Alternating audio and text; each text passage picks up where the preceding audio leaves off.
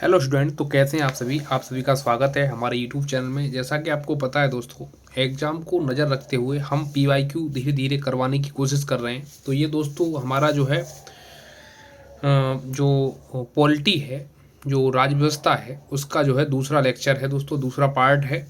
तो दोस्तों आज हम इसको कंप्लीट करने की पूरी पूरी कोशिश करेंगे।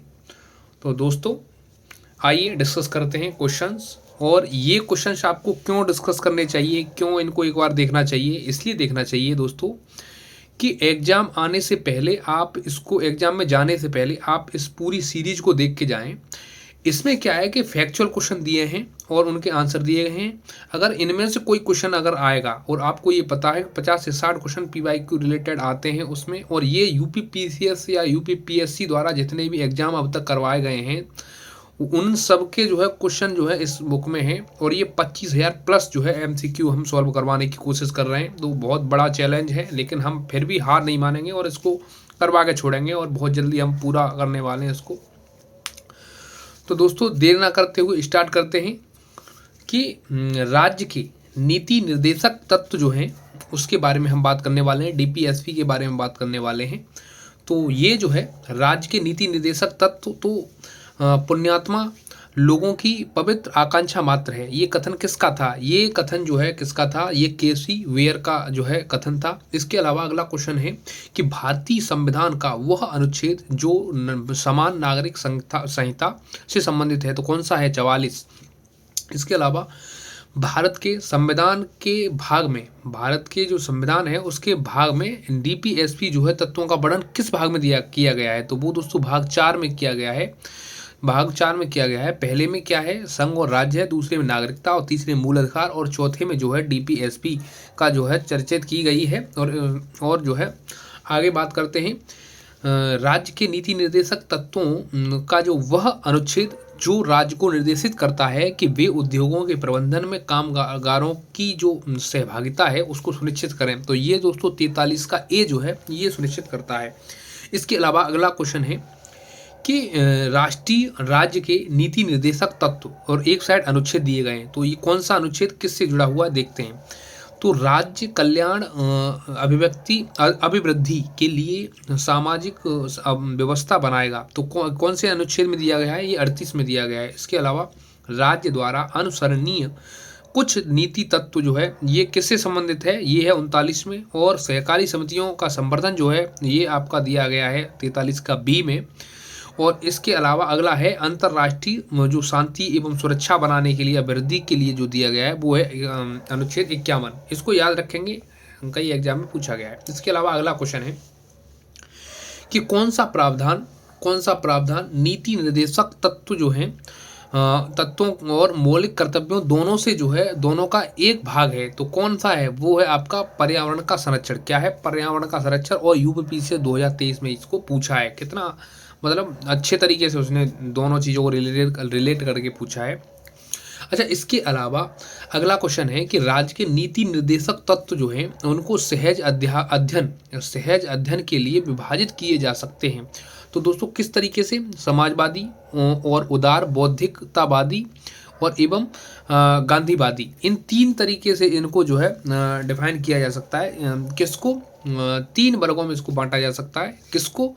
डीपीएसपी को। इसके अलावा अगला क्वेश्चन है कि जो भारतीय संविधान के कल्याणकारी राज्य के विचार को सम्मिलित किया गया है तो वो किस में किया गया है? वो किया गया है आपका डीपीएसपी में। इसके अलावा भारतीय संविधान का वह संशोधन यह प्रावधानित जो है करता है कि कोई कानून जो राज्य के उन नीति निर्देशक तत्वों या सिद्धांतों को अनुच्छेद 39 बी और सी में वर्णित हैं, तो ये जो है प्रभावी बनाने हेतु पारित किया गया है और इस कारण से निरस्त नहीं किया जाएगा, वह अनुच्छेद 14-19 में प्रदत्त अधिकारों को सीमित करता है। तो ये दोस्तों कौन सा है? ये 42वां है। 42वां संविधान संशोधन है। इसको डिटेल में पढ़ के जाए, इससे कहीं ना कहीं 1-2 क्वेश्चन फंस जाते हैं।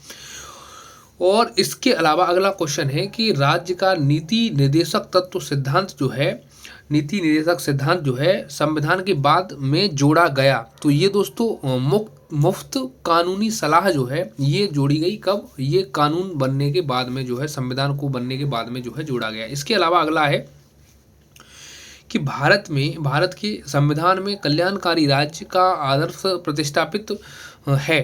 तो वो क्या है, वो है डीपीएसपी यानी राज्य नीति निर्देशक तत्व में जो है दिया गया है। इसके अलावा अगला है कि भारत के कल्याणकारी राज्य होने का विचार पाया जाता है। तो संविधान की प्रस्तावना और राज्य के नीति निर्देशक तत्वों में पाया जाता है कल्याणकारी होने का जो है विचार। इसके अलावा अधिकतम संख्या का कल्याण सुनिश्चित करना उद्देश्य है किसका, कल्याणकारी राज्य का। क्या है, कल्याणकारी राज्य का जो है अधिकतम जो है उद्देश्य है क्या, कल्याण करना अधिकतम संख्या के हिसाब से। अच्छा, इसके अलावा अगला क्वेश्चन है कि राज्य के नीति निर्देशक तत्वों को लागू करना कर्तव्य है किसका, है राज्य का। इसके अलावा राज्य के नीति निर्देशक तत्व सिद्धांतों का उद्देश्य नहीं है ये एक जो है धार्मिक राज्य की स्थापना करना है। इसके अलावा अगला क्वेश्चन है कि समान कार्य के लिए समान वेतन भारत के संविधान में सुनिश्चित किया गया है। और यह एक है, क्या है यह है आपका राज्य के नीति निर्देशक तत्वों सिद्धांतों का अंग है। क्या है, अंग है। इसके अलावा अगला क्वेश्चन दिया गया है कि राज्य की नीति निर्देशक तत्व राज्य के नीति के निर्देशक तत्वों में निहित है। तो पुरुषों और स्त्रियों दोनों को समान कार्य के लिए समान वेतन जो है ये निहित किया गया है। इसके अलावा ऐसा नहीं होगा कि स्त्री को कम और पुरुष को, जब काम बराबर कर रही है स्त्री तो दोस्तों उसको वेतन जो है, जैसे दो महिला और पुरुष एक एचआर की पोस्ट पर हैं सेम कंपनी में और सेम पोस्ट पर हैं, तो उनको जो है ऐसा नहीं कि जो है पुरुष को ज़्यादा वेतन दिया जाएगा या स्त्री को कम दिया जाएगा इस तरह से। तो इसके अलावा लेकिन यहाँ पर जो है कंपनी में टैलेंट के हिसाब से वेतन दिया जाता है। सेम पोस्ट है, टैलेंट ज़्यादा है तो दोस्तों थोड़ा सा उनके लिए वरीयता सोची जाती है। इसके अलावा अगला क्वेश्चन है कि एक नीति निर्देशक तत्व है, तो वो है समान आचार संहिता। ये जो है क्या है, ये नीति निर्देशक तत्व है। इसके अलावा आगे बात करते हैं। अगला क्वेश्चन है राज्य देश के पर्यावरण के संरक्षण और संवर्धन का प्रयास करेगा। यह किसमें दिया गया है, डीपीएसपी में। इसके अलावा राज्य के नीति निर्देशक सिद्धांतों में सम्मिलित है मद्य निषेध मतलब जो शराब वगैरह होती है। इसके अलावा अगला क्वेश्चन है कि नीति निर्देशक सिद्धांतों डीपी यानी डायरेक्टिव प्रिंसिपल्स जो होते हैं उनमें सम्मिलित नहीं है, सूचना का अधिकार इसमें सम्मिलित नहीं है। इसके अलावा अगला क्वेश्चन है राज्य के नीति निर्देशक सिद्धांतों में संविधान शांत है प्रौढ़ शिक्षा के बारे में। राज्य के नीति निर्देशक तत्वों में नहीं है अस्पृश्यता उन्मूलन। राज्य का नीति निर्देशक तत्व नहीं है 14 वर्ष की आयु तक बच्चों के लिए निःशुल्क शिक्षा। अच्छा, राज्य का नीति निर्देशक तत्व नहीं है तो नागरिकों व गैर नागरिकों के लिए समान सिविल संहिता। अच्छा, इसके अलावा अगला क्वेश्चन है कि मूल कर्तव्य मौलिक अधिकारों का हिस्सा है। मूल कर्तव्य जो है मौलिक हिस्सा है, अधिकारों का जो है हिस्सा है, तो वो क्या है, यह कथन जो है गलत है, ये कथन है गलत है। इसके अलावा अगला क्वेश्चन है कि नीति निर्देशक तत्वों को ऐसा चेक बताया जाता है जिसका बैंक में भुगतान जो है सुविधा पर निर्भर करता है। उपयुक्त कथन है किसका, केटी साहन द्वारा ये कथन जो है कहा गया है। इसके अलावा जो है अगला क्वेश्चन क्या है कि राज्य के नीति निर्देशक तत्व जो है संविधान की आत्मा है और जो है संविधान के राजनीतिक जो दर्शन को समाविष्ट करते हैं। और उपरोक्त कथन कहा गया है कि ग्रेनबिल ऑस्टिन ने जो है ये वाला कथन कहा है, किसने, ग्रेनबिल ऑस्टिन। अच्छा, इसके अलावा मनरेगा कार्यक्रम भारतीय संविधान में लाया गया था। ये अनुच्छेद 43 को लागू करने हेतु जो है लाया गया था। और इसके अलावा अगला क्वेश्चन है संविधान के अंतर्गत काम का अधिकार पाया जा सकता है। तो ये डीपीएसपी के जो सिद्धांतों में जो है लिखा हुआ है। इसके अलावा अगला क्वेश्चन है कि राज्य के नीति निर्देशक तत्व के पीछे बाध्यकारी बल है, तो लोकमत का। इसके अलावा अगला क्वेश्चन है कि संविधान का वह भाग जो कल्याणकारी राज्य का आदर्श घोषित करता है, तो राज्य के नीति निर्देशक तत्व जो हैं वो घोषित करते हैं। राज्य के नीति निर्देशक तत्व में सम्मिलित नहीं है अस्पृश्यता का जो उन्मूलन होता है वो जो है, यानी छुआछूत का जो अनटचेबिलिटी जो होती है उसका जो है इसमें सम्मिलित नहीं किया गया है। इसके अलावा अगला क्वेश्चन है, क्योंकि वो जो है किस में है, मूल अधिकारों में आता है वो। इसके अलावा अगला क्वेश्चन है कि संविधान में राज्य के नीति निर्देशक सिद्धांतों में कुछ नहीं कहा गया है, तो वयस्क शिक्षा के बारे में कुछ नहीं कहा गया है। इसके अलावा अब बात करते हैं अगले टॉपिक की, वो है मूल कर्तव्य यानी फंडामेंटल ड्यूटीज़ की बात करते हैं। तो दोस्तों क्या क्या कर्तव्य होते हैं उनके बारे में बात करते हैं। तो भारतीय संविधान के भाग 2 में प्रावधान किया गया है कि नागरिकता संबंधी प्रावधान किया गया है, नागरिकता संबंधी। इसके अलावा अगला क्वेश्चन है कि भारतीय संविधान के अंतर्गत मौलिक कर्तव्य नहीं है, तो आम चुनावों में मतदान जो है वो मौलिक कर्तव्य नहीं है। भारत के संविधान में मूल कर्तव्यों का जो उल्लेख है वो कितने मूल कर्तव्य हैं, तो वो है 11। और अगला क्वेश्चन है कि मौलिक कर्तव्यों को भारतीय संविधान के 42वें संविधान संशोधन अधिनियम 1976 द्वारा सिफारिश के अनुसार जोड़ा गया, स्वर्ण सिंह समिति के सिफारिश पर जोड़ा गया। मुख्य मौलिक कर्तव्य नहीं है, वो है स्मारक एवं सार्वजनिक महत्व के स्थानों का संरक्षण जो है ये मौलिक कर्तव्य नहीं है। इसके अलावा अगला क्वेश्चन है कि भारतीय महत्व के स्थानों और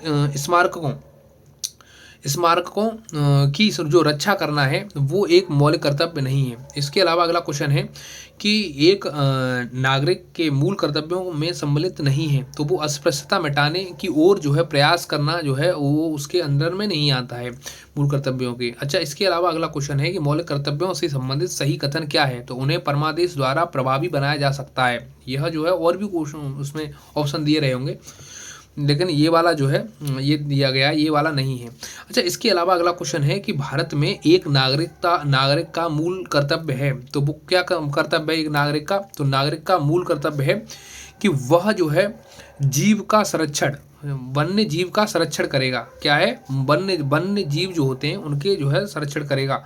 अच्छा, इसके अलावा अगला क्वेश्चन है कि भारत के संविधान का वह भाग जिसमें मूल कर्तव्यों की बात कही गई है, तो ये भाग 4 के काम में कही गई है। वह समिति जिसने भारतीय संविधान में मूल कर्तव्यों को समाविष्ट करने की संस्तुति की, तो वो है स्वर्ण सिंह समिति। कौन सी? स्वर्ण सिंह समिति। इसके अलावा अब बात करते हैं अगले चैप्टर की, वो है आपका गवर्नमेंट एंड गवर्नेंस। इसके शासन प्रणाली के बारे में बात करते हैं, यानी सरकार की शासन प्रणाली कैसी है। नंबर 1 पहला टॉपिक है कि संसदीय व्यवस्था यानी पार्लियामेंट्री और सिस्टम, इसके बारे में बात करने वाले हैं। तो परंपरागत रूप से भारत की संसद शून्यकाल का प्रारंभ कब से होता है, तो ये दोस्तों कब से होता है, तो ये होता है 12 बजे मध्याह्न काल से। अच्छा, ये कहाँ क्वेश्चन आया है, देखिए ये आया है आपका जुडिशरी में। इसके अलावा अगला क्वेश्चन है कि भारतीय संसद की कार्यवाही में शून्यकाल का अर्थ जो होता है वो जो है प्रश्नकाल के ठीक पश्चात काल में होता है। वो 2021 में क्वेश्चन बना हुआ है यूपीपीसीएस में। और 2021 में एक और क्वेश्चन है कि विधेयक को राज्यसभा में प्रथम बार प्रस्तावित नहीं किया जा सकता, तो ये कौन सा है, धन विधेयक। अच्छा, इसके अलावा अगला क्वेश्चन है कि भारत में संसदात्मक व्यवस्था जो होती है केंद्रीयता से संघवाद की ओर खिसकती है या खिसकी है, तो कब से खिसकी है, ये खिसकी आपकी 1980 के दशक में। इसके अलावा अगला क्वेश्चन है, यह एक लोकतांत्रिक गणतंत्र है और इसमें संसदात्मक रूप की सरकार है और एक एवं सर्वोच्च सत्ता भारत की जनता में निहित है, और यह जो सभी मूलभूत लक्षण हैं वो जो है भारत में राजनीतिक व्यवस्था के जो है लक्षण हैं वो सभी। इसके अलावा आगे बात करते हैं। अगला क्वेश्चन है कि विधायिका का कार्यपालिका पर नियंत्रण होता है तो संसदात्मक जो शासन व्यवस्था में होता है, किसमें? संसदात्मक शासन व्यवस्था में। इसके अलावा अगला क्वेश्चन है कि भारतीय संविधान की जो विशेषता नहीं है उसको जो है अध्यक्षात्मक सरकार कहते हैं। अध्यक्षात्मक सरकार जो है उसका जो है संविधान की विशेषता नहीं है, उसमें जो है संविधान की विशेषता नहीं है। इसके अलावा अगला क्वेश्चन है कि गणतंत्रीय अवधारणा से संबंधित नहीं है तो सर्वोच्च शक्ति एक राजा के समान व्यक्ति में निहित हो, ये जो है क्या है? संबंधित नहीं है। इसके अलावा संघीय व्यवस्था की बात करते हैं, फेडरल सिस्टम की बात करते हैं।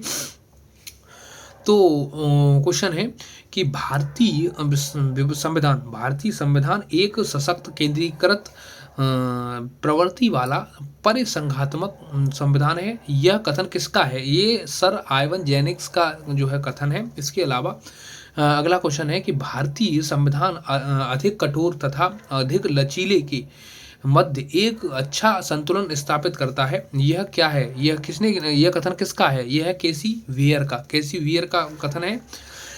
भारत के संविधान का संघीय लक्षण नहीं है तो ये एक हरी नागरिकता, क्या है? एक हरी नागरिकता जो है ये जो है उसका लक्षण नहीं है। संविधान को संघात्मकता के तंग ढांचे में नहीं ढाला गया है तो ये दोस्तों किसमें नहीं ढाला गया है? ये कथन किसका है? तो ये जो है संविधान को संघात्मकता के तंग ढांचे में नहीं ढाला गया है, यह कथन है आपका A.K. अय्यर का। किसका? A.K. अय्यर का। संघीय क्षेत्रों को प्रतिनिधित्व प्राप्त है, किसका? लोकसभा का। इसके अलावा अध्यक्षात्मक जो शासन प्रणाली का आधारभूत तत्व है कौन है? वो एकल कार्यपालिका। क्या है? एकल कार्यपालिका जो है ये संघात्मक अध्यक्षात्मक शासन प्रणाली का जो है क्या है? आधारभूत तत्व है। इसके अलावा कार्यकारिणी का जो प्रथम प्रमुख राष्ट्रपति होता है, कौन होता है? प्रमुख राष्ट्रपति होता है और राष्ट्रपति अपने मंत्रिपरिषद का चयन स्वयं करता है एवं जो है राष्ट्रपति व्यवस्थापिका को भंग नहीं कर सकता। ये सभी विशेषताएं हैं तो किसमें? अध्यक्षतात्मक जो प्रणाली होती है, शासन प्रणाली होती है, उसमें है। इसके अलावा अगला क्वेश्चन है कि केंद्र और राज्य संबंध से बात करेंगे हम, उससे क्या क्वेश्चन आए हैं तो सेंट्रल एंड स्टेट रिलेशंस की बात करते हैं। तो सरकारी आयोग की संस्तुतियां संबंधित हैं किससे? केंद्र और राज्य संबंध से हैं। एक नई अखिल भारतीय सेवा के सृजन हेतु संस्तुति करना अनन्य अधिकार है, किसका? राज्यसभा का। इसके अलावा अगला क्वेश्चन है कि शिक्षा एक विधि विषय के रूप में सम्मिलित है समवर्ती सूची में। सहभागी लोकतंत्र की सही विशेषता नहीं है तो वो है किसमें नहीं है? वो है आपकी शक्तियों का केंद्रीकरण जो है उसमें नहीं है। इसके अलावा अगला क्वेश्चन है कि केंद्र एवं राज्यों के बीच संवैधानिक शक्तियों का बंटवारा दिया हुआ है और इसमें जो है 7वीं अनुसूची में, किसमें? अनुसूची 7 में दिया गया है। इसके अलावा अगला क्वेश्चन है कि भारतीय संविधान का वह भाग और अध्याय जो संघ और राज्यों के बीच विधायी संबंध के बारे में है तो वो कौन सा है? वो है आपका भाग 11 और भाग अध्याय 1। अच्छा, इसके अलावा अगला क्वेश्चन है कि भारत में संघ राज्य संबंध से संबंधित नहीं है, कौन नहीं है? इंद्रजीत गुप्ता समिति नहीं है। अच्छा, इसके अलावा और बात करते हैं संघ और राज्यों के मध्य जो है संबंधों की समीक्षा करने के लिए गठित हुआ था तो कौन हुआ था? वो संघ और राज्यों की मध्य जो समीक्षा करने के लिए गठित हुआ था सरकारी आयोग को जो है गठित किया गया था। इसके अलावा आगे बात करते हैं संवैधानिक प्रावधानों पर, परंपराओं और व्यवहारों पर, न्यायिक व्याख्याओं पर एवं बातचीत के लिए एक यंत्र विन्यास जो है उस पर निर्भर करते हैं तो वो किसको क्या है? उसका संबंध किससे है? तो वो है भारत में केंद्र और राज्य संबंध के बारे में जो है ऐसा कुछ कहा गया है। इसके अलावा अगला क्वेश्चन है कि सरकारी आयोग का मुख्य उद्देश्य क्या था? केंद्र और राज्य का संबंध जो है वो उसका मुख्य आदेश था उनको परस्पर अपने तालमेल में बैठाना। अच्छा, इसके अलावा राज्य संघ के सामंत या मातहत नहीं है तो ये कथन किसका है? B.R. अम्बेडकर का है। इसके अलावा अगला क्वेश्चन है कि अंतर्राज्यीय संबंध, अंतर्राज्यों की बात करते हैं, इंटर स्टेट रिलेशन की बात करते हैं, यानी आपस में जो राज्य हैं वो एक दूसरे से कैसे जो है अपना बिगाड़ खाता करते हैं, उसके उसके लिए भी जो है सरकारी आयोग में सिफारिश की गई। तो क्वेश्चन है कि वह आयोग जिसकी सिफारिश पर भारत में अंतर्राज्य परिषद का जो है स्थापना की गई, उसकी स्थापना की गई, तो वो 2021 में देखो क्वेश्चन PYQ आया हुआ है 2021 में UPPCS में। सरकारी आयोग, अच्छा, अंतर्राज्यीय विवादों की जो जांच करना और उन पर सलाह देना, केंद्र तथा राज्यों या एक या अधिक राज्यों के समान हितों के विषयों पर अन्वेषण एवं विचार विमर्श करना एवं राज्यों के मध्य समन्वय के विषयों पर संस्तुति करना प्रमुख उद्देश्य है। तो ये किसका है? ये है अंतर्राज्यीय परिषदों के। अच्छा, इसके अलावा अगला क्वेश्चन है कि बिना अनुमति संसद के 60 दिन अनुपस्थित रहने पर सांसदों की जो घोषित किया जा सकता है, सांसदों को क्या किया जा सकता है? अनुपस्थित घोषित रहने पर जो है क्या किया जा सकता है? अयोग्य घोषित किया जा सकता है। इसके अलावा कावेरी नदी जल बंटवारे के बारे में बात करते हैं, किससे संबंधित है? तो ये है आपका तमिलनाडु, कर्नाटक, केरल, पांडिचेरी से संबंधित है। किसने? तमिलनाडु, कर्नाटक, केरल और पांडिचेरी से संबंधित है। इसके अलावा अगला क्वेश्चन है कि अंतर्राष्ट्रीय संधियों को भारत के किसी भाग अन्यथा अथवा जो संपूर्ण भारत में लागू करने के लिए संसद कोई भी कानून बना सकती है। तो वो बिना किसी राज्य की सहमति से, बिना किसी राज्य की सहमति से बना सकती है अंतर्राष्ट्रीय संधियों को लागू करने के लिए। अच्छा, इसके अलावा आगे बात करते हैं कि संविधान का वह अनुच्छेद जिसके द्वारा प्रत्येक राज्य के लिए राज्य का अनुपालन करना और उसके आदर्शों, संस्थाओं और राज्य के राष्ट्र ध्वज और राष्ट्रगान के लिए सम्मान प्रदर्शित करना, यह एक कर्तव्य घोषित किया गया है। तो ये अनुच्छेद का जो है वो उसको जो है घोषित किया गया है। इसके अलावा अगला क्वेश्चन है कि आपातकाल उपबंध, इमरजेंसी प्रोविजन क्या है, उसके बारे में बात करते हैं।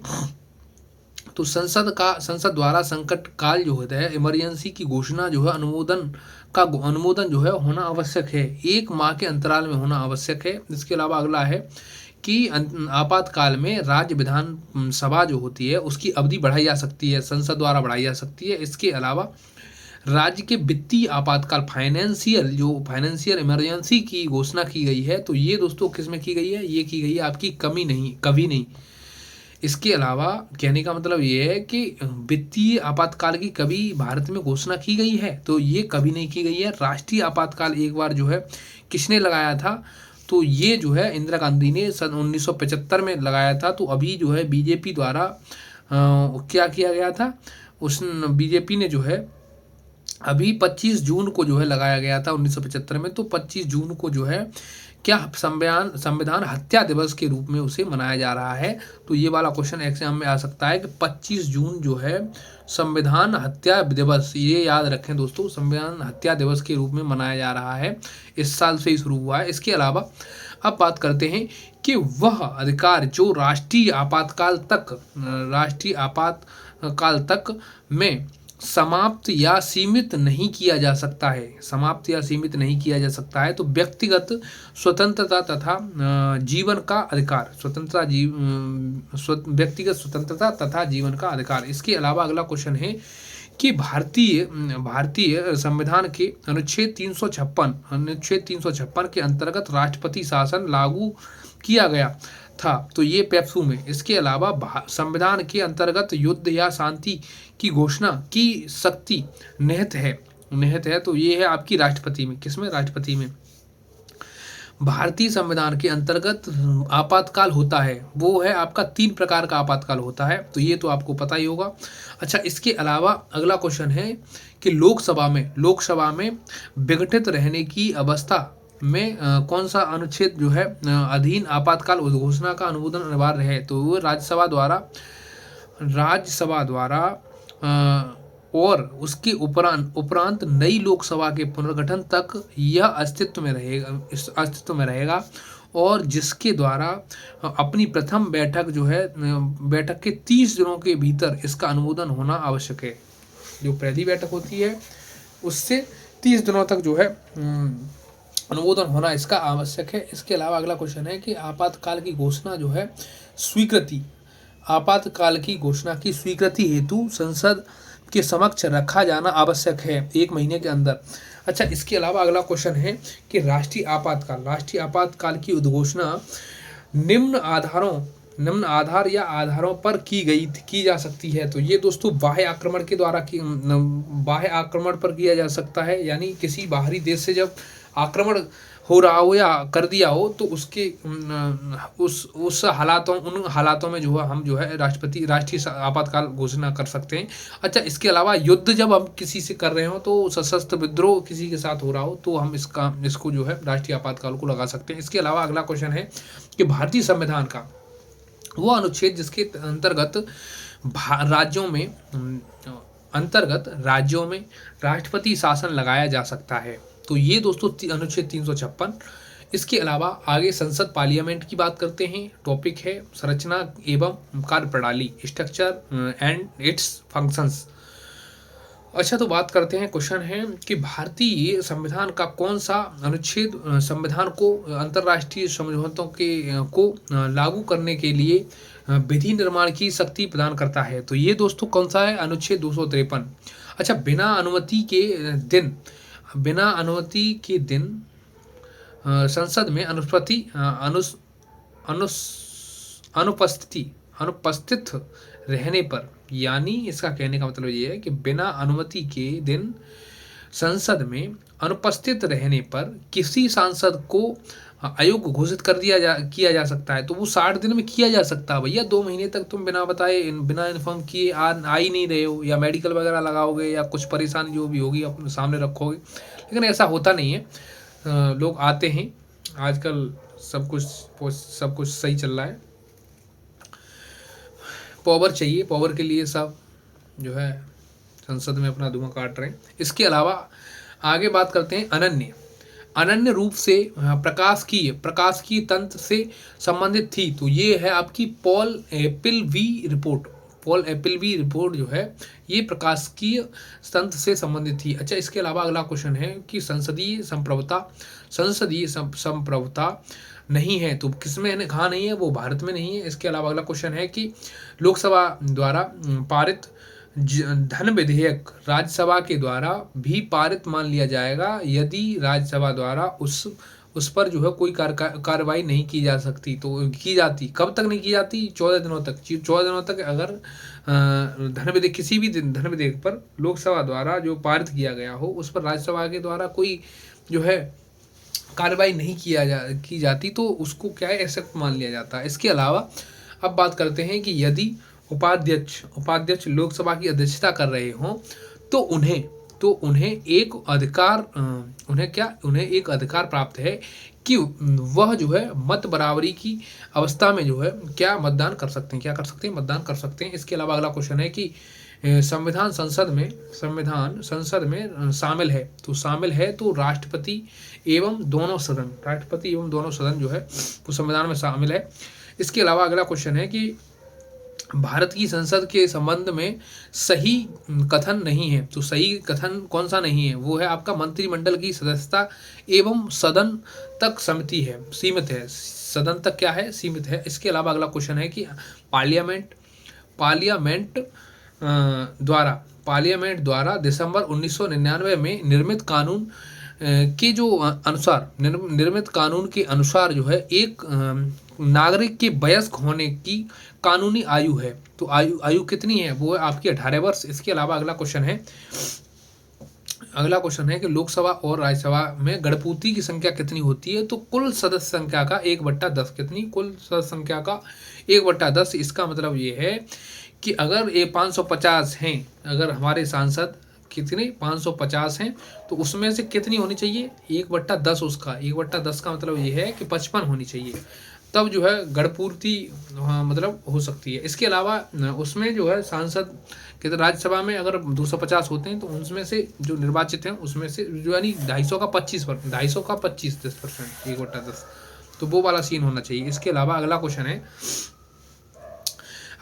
है कि संविधान की, अब आप ऐसे भी निकाल सकते हैं 250 इंटू 1/10, तो आप देख सकते हैं 10 से 0 कट गया तो ये कितनी बची 25, तो 25 जो है होनी चाहिए गणपूर्ति, ऐसे ही उसकी निकाल सकते हैं। इसके अलावा अगला क्वेश्चन है कि संविधान की विषय सूचियों में दिए गए विषयों के अतिरिक्त विषयों पर कानून बना सकता है, तो कौन बना सकता है, वो संसद बना सकता है।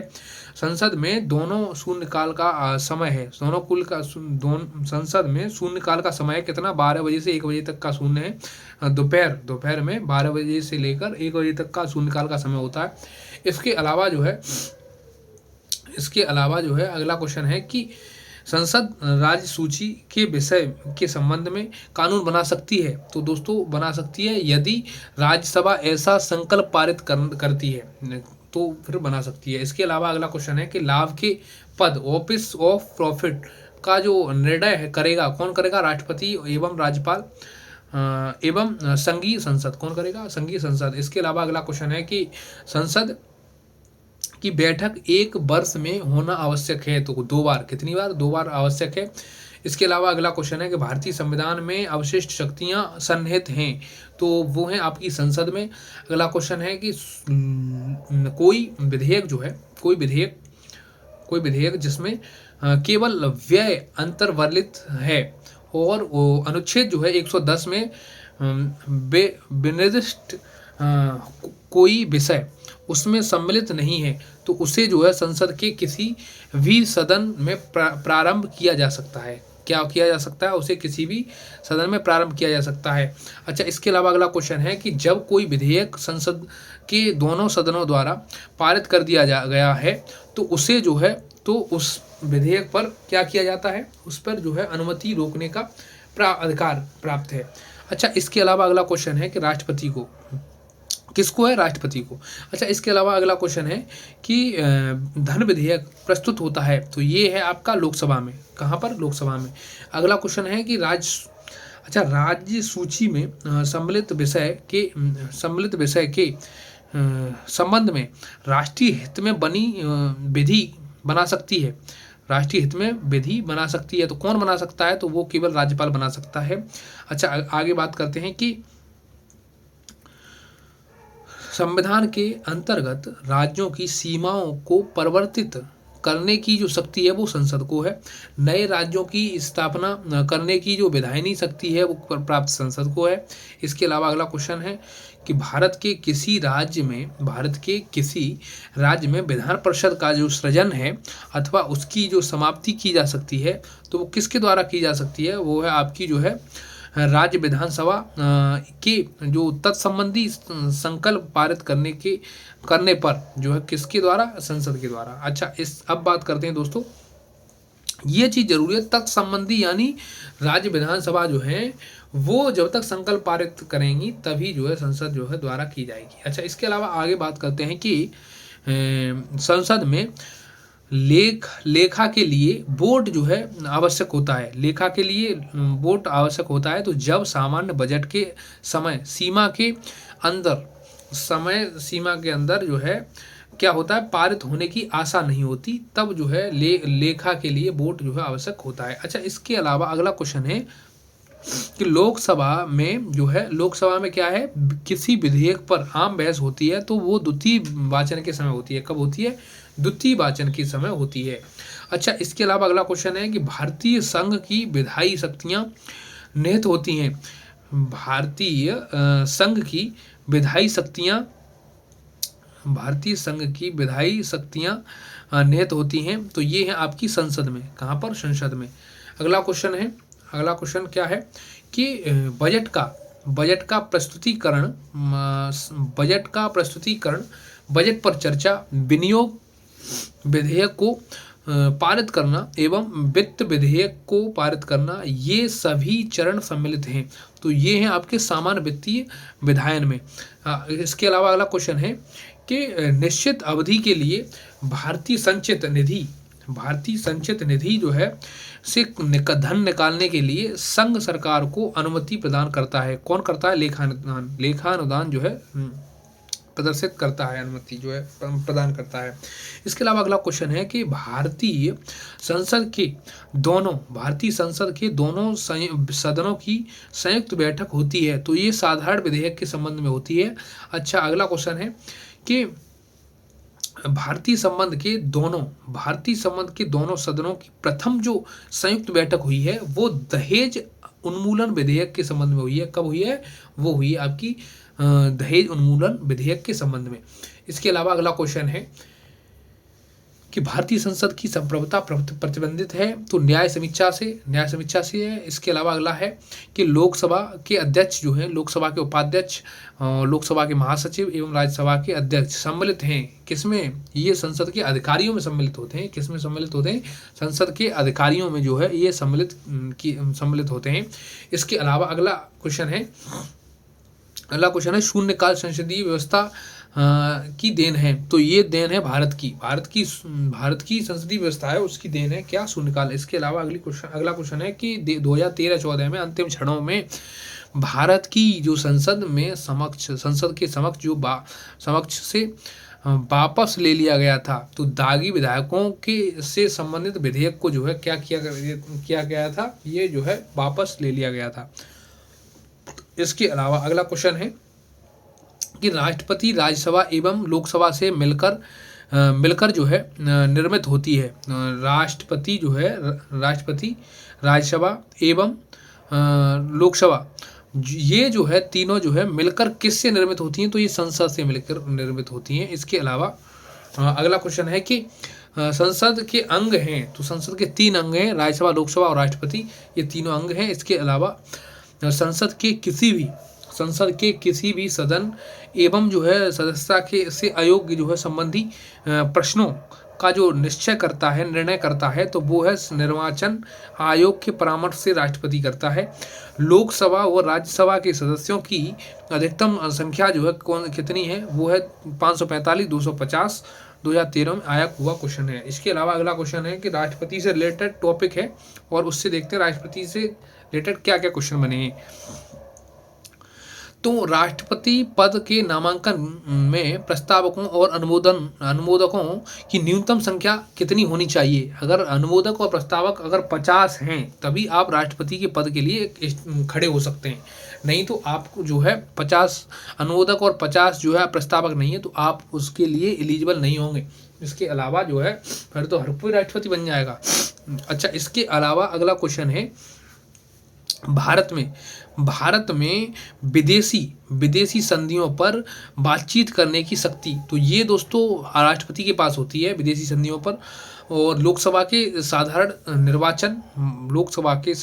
निर्वाचन के पश्चात जो प्रथम सत्र और प्रत्येक वर्ष के प्रथम सत्र के आरंभ में जो है संसद के दोनों सदनों की संयुक्त बैठक को संबोधित करता है। तो कौन करता है?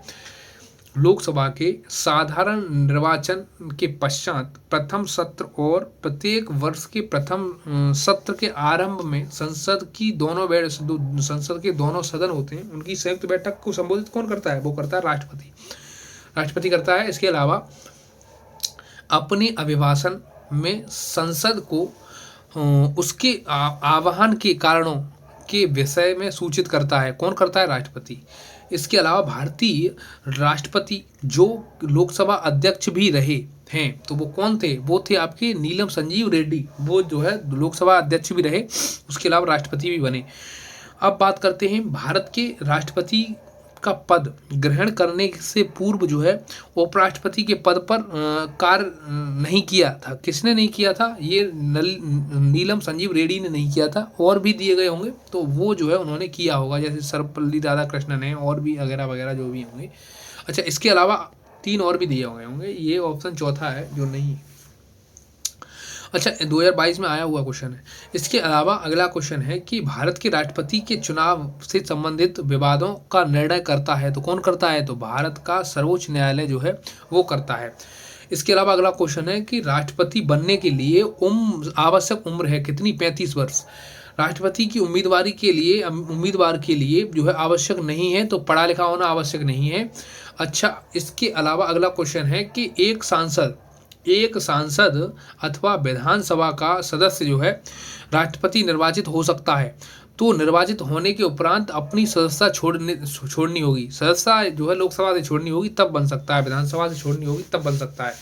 इसके अलावा जो है अगला क्वेश्चन है, यानी लाभ पद पर नहीं रहेगा, वही जो है बन सकता है। इसके अलावा अगला क्वेश्चन है कि भारत के राष्ट्रपति की अनुपस्थिति में यदि उपराष्ट्रपति उपलब्ध नहीं है तो राष्ट्रपति का जो है शासन कार्यभार कौन संभालेगा? तो ये दोस्तों जो भारत के प्रधान न्यायाधीश होते हैं, जो CJI होते हैं, वो जो है क्या करते हैं, वो जो है कार्यभार संभालते हैं।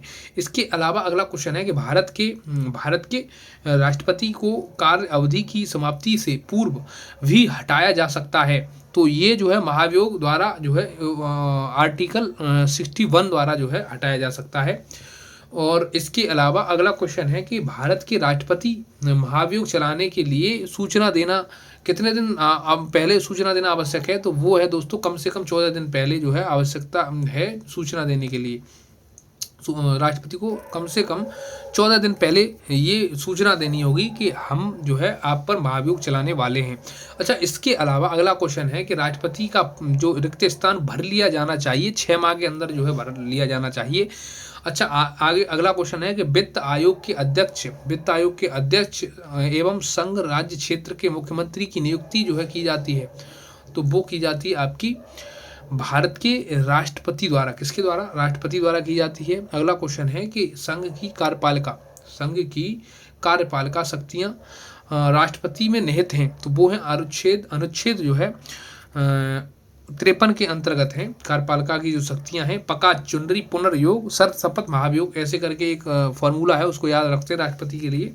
अच्छा, बात करते हैं संघ की कार्यपालिका शक्ति निहित है, तो किस में निहित है? वो है राष्ट्रपति में निहित है। इसके अलावा अगला क्वेश्चन है कि भारतीय गणतंत्र का प्रमुख है, तो वो है आपका भारत का राष्ट्रपति जो है भारतीय गणतंत्र का प्रमुख है। इसके अलावा अगला क्वेश्चन है कि लोकसभा भंग हो तो आकस्मिक निधि से धनराशि निकाली जाएगी, तो वो निकाली जाएगी आपकी राष्ट्रपति के आदेश द्वारा। किसके द्वारा? राष्ट्रपति के आदेश द्वारा। इसके अलावा अगला क्वेश्चन है कि लोकसभा और राज्यसभा की संयुक्त बैठक आहूत की जाती है, तो वो है आपकी राष्ट्रपति द्वारा। अच्छा, इसके अलावा भारतीय संविधान के अंतर्गत राष्ट्रपति को अधिकार है कि वह जो है किसी बिल पर जो है अनुमति क्या कर सकता है? अनुमति रोक सकता है। ये कौन से आर्टिकल के तहत उसको अधिकार है? वो है आपका 111 के अनुच्छेद 111 के तहत जो है वो इस चीज को रोक सकता है, बिल को रोक सकता है। अच्छा, अगला क्वेश्चन है कि किसी भौगोलिक क्षेत्र को अनुसूचित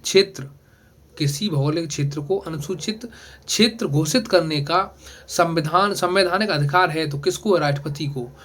विधि के प्रश्न पर भारतीय सर्वोच्च न्यायालय से परामर्श लेने का अधिकार है राष्ट्रपति को।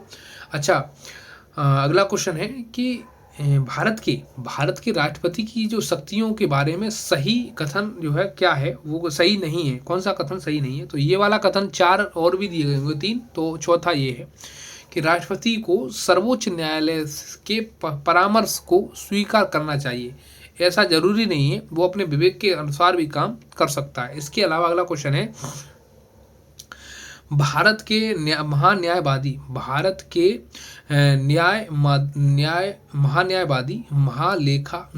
महालेखा परीक्षक एवं राज्य के राज्यपाल की नियुक्ति जो है करता है। कौन करता है? भारत के राष्ट्रपति करते हैं।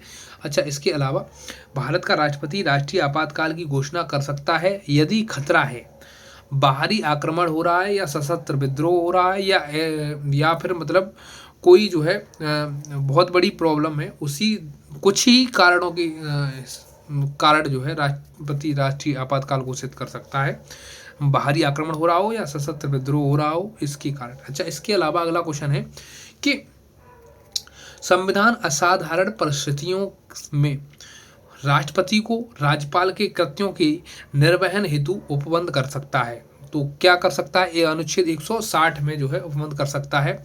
इसके अलावा अगला क्वेश्चन है कि संवैधानिक संवैधानिक संवैधानिक संवैधानिक विशेषाधिकार जो राष्ट्रपति का नहीं है, तो वो आपका वित्तीय बिल को पुनर्विचार हेतु लौटाना, वित्तीय बिल को क्या है? पुनर्विचार हेतु लौटाना, ये जो है नहीं है। इसके अलावा अगला क्वेश्चन है कि भारत के राष्ट्रपति को अध्यादेश जारी करने की शक्ति प्रदान करता है। कौन करता है? ये करता है आपका अनुच्छेद 123। इसके अलावा अगला क्वेश्चन है कि राष्ट्रपति को अध्यादेश निर्गत करने की शक्ति प्रेरित करता है। तो भारत सरकार अधिनियम 1935, राष्ट्रपति की क्षमा दान की शक्ति, ये एक न्यायिक शक्ति है। अच्छा, इसके अलावा प्रारंभ से भारत के राष्ट्रपति के जो पद हैं उस पर आसीन व्यक्तियों का एक सही क्रम है। तो वो है आपका राजेंद्र प्रसाद, एस राधाकृष्णन, जाकिर हुसैन और बीबी गिरी। ये जो है क्या है कि प्रारंभ से जो भारत के राष्ट्रपति हैं उन पर जो क्रम वाइज जो है, पहले कौन हुए? पहले राजेंद्र प्रसाद, उसके बाद ये भी 2 बार रहे, उसके बाद राधाकृष्णन, इसके बाद जाकिर हुसैन, फिर बीबी गिरी। एक फॉर्मूला भी है इसका कि राजकुमारी राधा जाकर गिनी बीबी जाकर गिनी संजीव नीलम रेड्डी की जेल में, और तब प्रणब ने तब जो है एक इसी तरह से ट्रिक है, थोड़ा सा मैं भूल रहा हूँ, आगे बताऊंगा मैं उसको। इसके अलावा अगला क्वेश्चन है कि सर्वसम्मति से निर्वाचित भारत के राष्ट्रपति थे। तो कौन थे? सर्वसम्मति थे, वो थे आपके नीलम संजीव रेड्डी। अच्छा, राष्ट्रपति का आपातकालीन अधिकार संविधान के साथ धोखा है। ये जो है हृदयनाथ कुंजरू का, किसका? हृदयनाथ कुंजरू का ये कथन है। अच्छा, इसके अलावा भारत के राष्ट्रपति से संबंधित सही कथन नहीं है। तो वो कौन सा नहीं है? वो है आपका वह दोनों सदनों की चर्चा में भाग लेता है। वह दोनों सदनों की चर्चा में भाग लेता है। अच्छा, इसके अलावा अगला क्वेश्चन है कि राष्ट्र का प्रतिनिधित्व करता है कौन, परंतु राष्ट्र का नेतृत्व नहीं करता है। यह उक्ति लागू होती है, तो राष्ट्रपति पर यह लागू होती है कि राष्ट्र का प्रतिनिधित्व करता है लेकिन राष्ट्र का नेतृत्व नहीं करता। नेतृत्व कौन करता है? वो प्रधानमंत्री करता है। इसके अलावा अगला क्वेश्चन है कि भारत के मुख्य न्यायाधीश जिन्होंने राष्ट्रपति के रूप में भी काम किया, तो वो है आपके जस्टिन एम हिदायतुल्लाह। क्या है? Justice M Hidayatullah. उन्होंने जो है मुख्य न्यायाधीश थे जिन्होंने राष्ट्रपति के रूप में भी काम किया था। इसके अलावा अगला क्वेश्चन है, राष्ट्रपति होने से पूर्व भारत के जो है उपराष्ट्रपति पद पर आसीन नहीं रहे। तो नीलम संजीव रेड्डी जो है ये नहीं रहे, ये लोकसभा के अध्यक्ष बने लेकिन जो है ये जो है उपराष्ट्रपति नहीं बने। अच्छा, इसके अलावा अगला क्वेश्चन है कि भारत के राष्ट्रपति जिन्होंने लगातार 2 कार्यकाल अवधि पूर्ण की, तो वो थे आपके राजेंद्र प्रसाद। और भारत का जो राष्ट्रपति नियुक्त नहीं करता है तो वो है उपराष्ट्रपति की नियुक्ति नहीं करता है राष्ट्रपति। इसके अलावा अगला क्वेश्चन जो है वो है आपका कि संसद सदस्य की अयोग्यता के प्रश्न पर निर्णय लेते समय राष्ट्रपति कार्य करेगा तो चुनाव आयोग के विचारानुसार जो है कार्य करेगा। अच्छा, इसके अलावा अगला क्या क्वेश्चन है? अगला क्वेश्चन है कि प्रशासकीय प्राधिकरण अधिनियम 1985 के अंतर्गत राज्य जो है प्रशासकीय प्राधिकरण का गठन कर सकता है, वो है आपका संसद। कौन कर सकता है? संसद। इसके अलावा अगला क्वेश्चन है कि भारत के महानियंत्रक एवं महालेखा परीक्षक के संघ के लेखा संबंधी प्रतिवेदनों को सर्वप्रथम प्रस्तुत किया जाता है, तो वो किया जाता है आपके भारत के राष्ट्रपति को जो है किया जाता है। इसके अलावा अगला क्वेश्चन है कि भारत के संविधान के अधीन भारत के राष्ट्रपति को अध्यादेश जारी करने की शक्ति प्राप्त है। अध्यादेश जारी करने की शक्ति प्राप्त है अनुच्छेद 123 के अंतर्गत प्रेसिडेंशियल ऑर्डिनेंस राष्ट्रपति का जो है अध्यादेश की अधिकतम संभावित अवधि है। प्रेसिडेंशियल ऑर्डिनेंस राष्ट्रपति का अध्यादेश की जो अधिकतम जो संभावित जो है अवधि है। अच्छा, इसके अलावा ये कितनी है? 6 महीने। कितनी है? 6 महीने। प्रेसिडेंशियल ऑर्डिनेंस राष्ट्रपति का जो अध्यादेश होता है उसकी अधिकतम संभावित अवधि 6 महीने है। अच्छा, अगला क्वेश्चन है कि राष्ट्रपति का भाषण तैयार किया जाता है तो पीएम और उनके मंत्रिमंडल द्वारा जो है राष्ट्रपति का जो भाषण तैयार किया जाता है। अच्छा, इसके अलावा लोकसभा का जो विघटित कर सकता है, लोकसभा को जो विघटित कर सकता है वो कौन कर सकता है? वो राष्ट्रपति कर सकता है। अब बात करते हैं वाइस प्रेसिडेंट यानी उपराष्ट्रपति के बारे में। तो देखते हैं क्या क्या क्वेश्चन है। तो ये है, उपराष्ट्रपति का चुनाव होता है अप्रत्यक्ष यानी इनडायरेक्ट ही चुनाव होता है। इसका जो है चुने हुए सदस्य जो है इनका चुनाव करते हैं, चाहे राष्ट्रपति हो चाहे उपराष्ट्रपति हो, इनका जो है और डायरेक्ट चुनाव नहीं होता। डायरेक्ट चुनाव जो है किसका होता है? तो वो होता है आपका जो लोकसभा के जो सदस्य होते हैं, राज्यसभा के नहीं, लोकसभा के सदस्यों का होता है और विधानसभा के सदस्यों का जो है डायरेक्ट चुनाव होता है। इसके अलावा जो है अगला क्वेश्चन है कि भारत के उपराष्ट्रपति का जो निर्वाचन करता है वो कौन करता है? तो लोकसभा के सदस्य एवं राज्यसभा के सदस्य, निर्वाचित एवं मनोनीत सभी सदस्य सब करते हैं दोस्तों। मनोनीत भी और निर्वाचित भी सब जो है वोट डालते हैं उसमें। इसके अलावा अगला क्वेश्चन है कि भारत के उपराष्ट्रपति का निर्वाचन होता है तो केवल लोकसभा के सदस्यों द्वारा, केवल राज्यसभा के सदस्यों द्वारा, यानी दोनों के द्वारा ही होता है, लेकिन उसमें जो है विधायक वगैरह कोई भाग नहीं लेते हैं। अच्छा, इसके अलावा अगला क्वेश्चन है कि भारत के उपराष्ट्रपति को पदच्युत जो है करने का संकल्प जो प्रस्तावित किया जा सकता है तो वो है जो दोस्तों केवल राज्यसभा में है। उपराष्ट्रपति जो भारत के जो उपराष्ट्रपति होते हैं उनको पदच्युत जो करने का जो संकल्प है उसको प्रस्तावित किया जा सकता है तो कहाँ पर? लोकसभा, केवल राज्यसभा में किया जा सकता है। इसके अलावा राज्यसभा का अध्यक्ष होता है कौन? उपराष्ट्रपति होता है। अच्छा, अब बात करते हैं राज्यसभा का पदेन सभापति भी कौन होता है?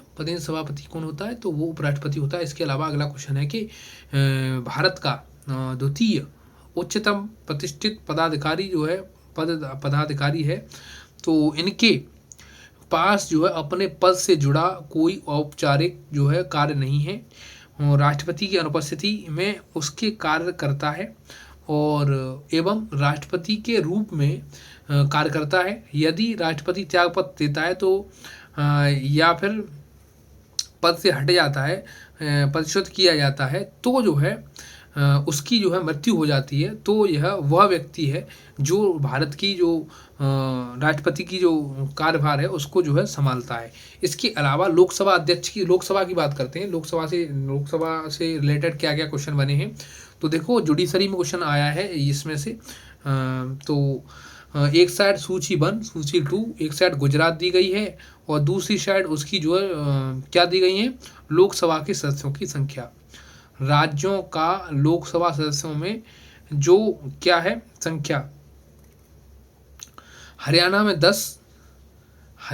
10 और जो है हिमाचल में 4 और झारखंड में 14 और जो है गुजरात में 26 और यूपी में कितनी है बताइए कमेंट में? 80। ठीक, हाँ, यूपी में 80। ठीक, इसके अलावा आगे अगला क्वेश्चन है कि अनन्य अधिकार जो लोकसभा के जो है हैं तो वो है धन विधेयक को पेश करना और मंत्रिपरिषद के विरुद्ध जो है अविश्वास प्रस्ताव को पारित करना।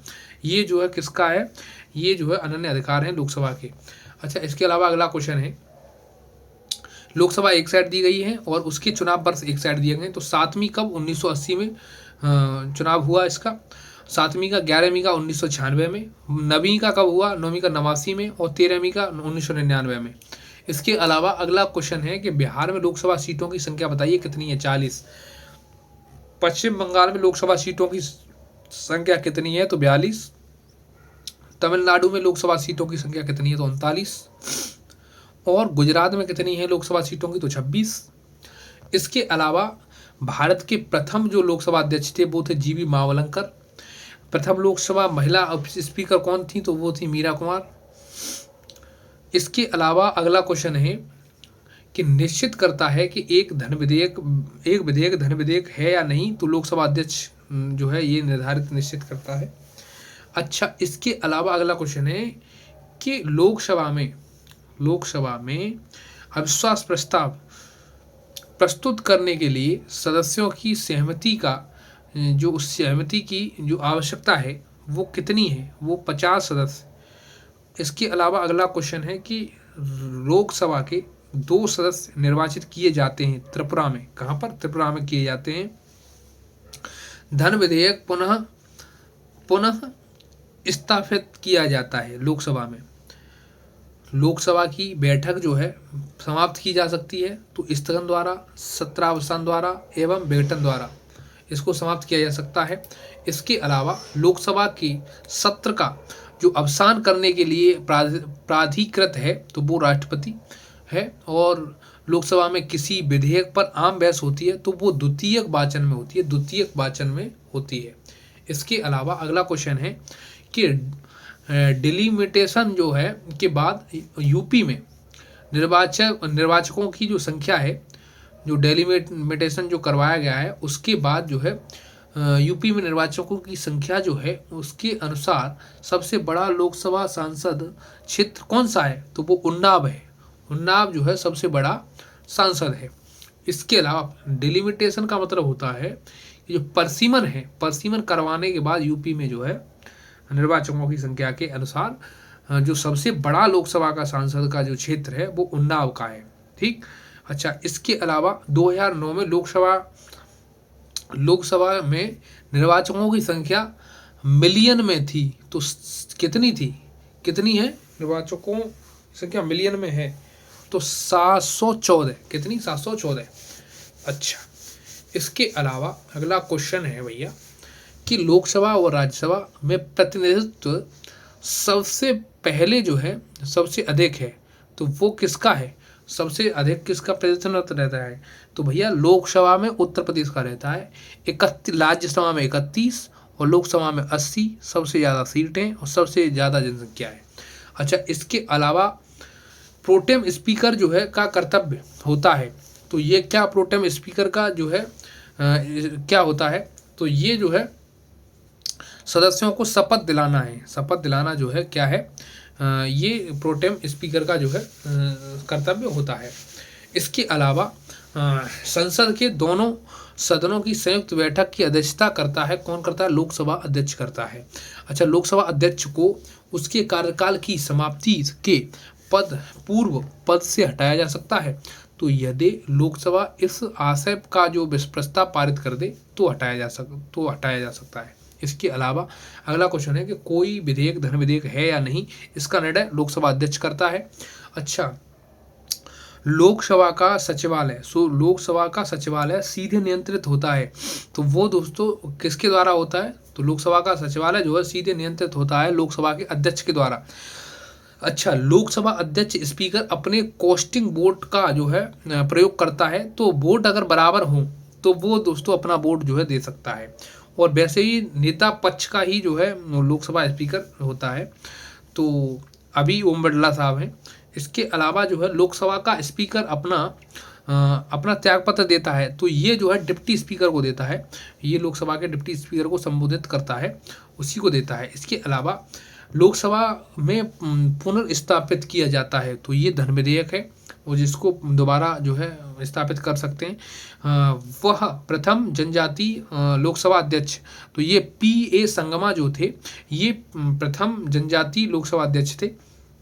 प्रथम स्पीकर जिसके खिलाफ लोकसभा में अविश्वास प्रस्ताव लाया गया था तो जीवी मावलंकर।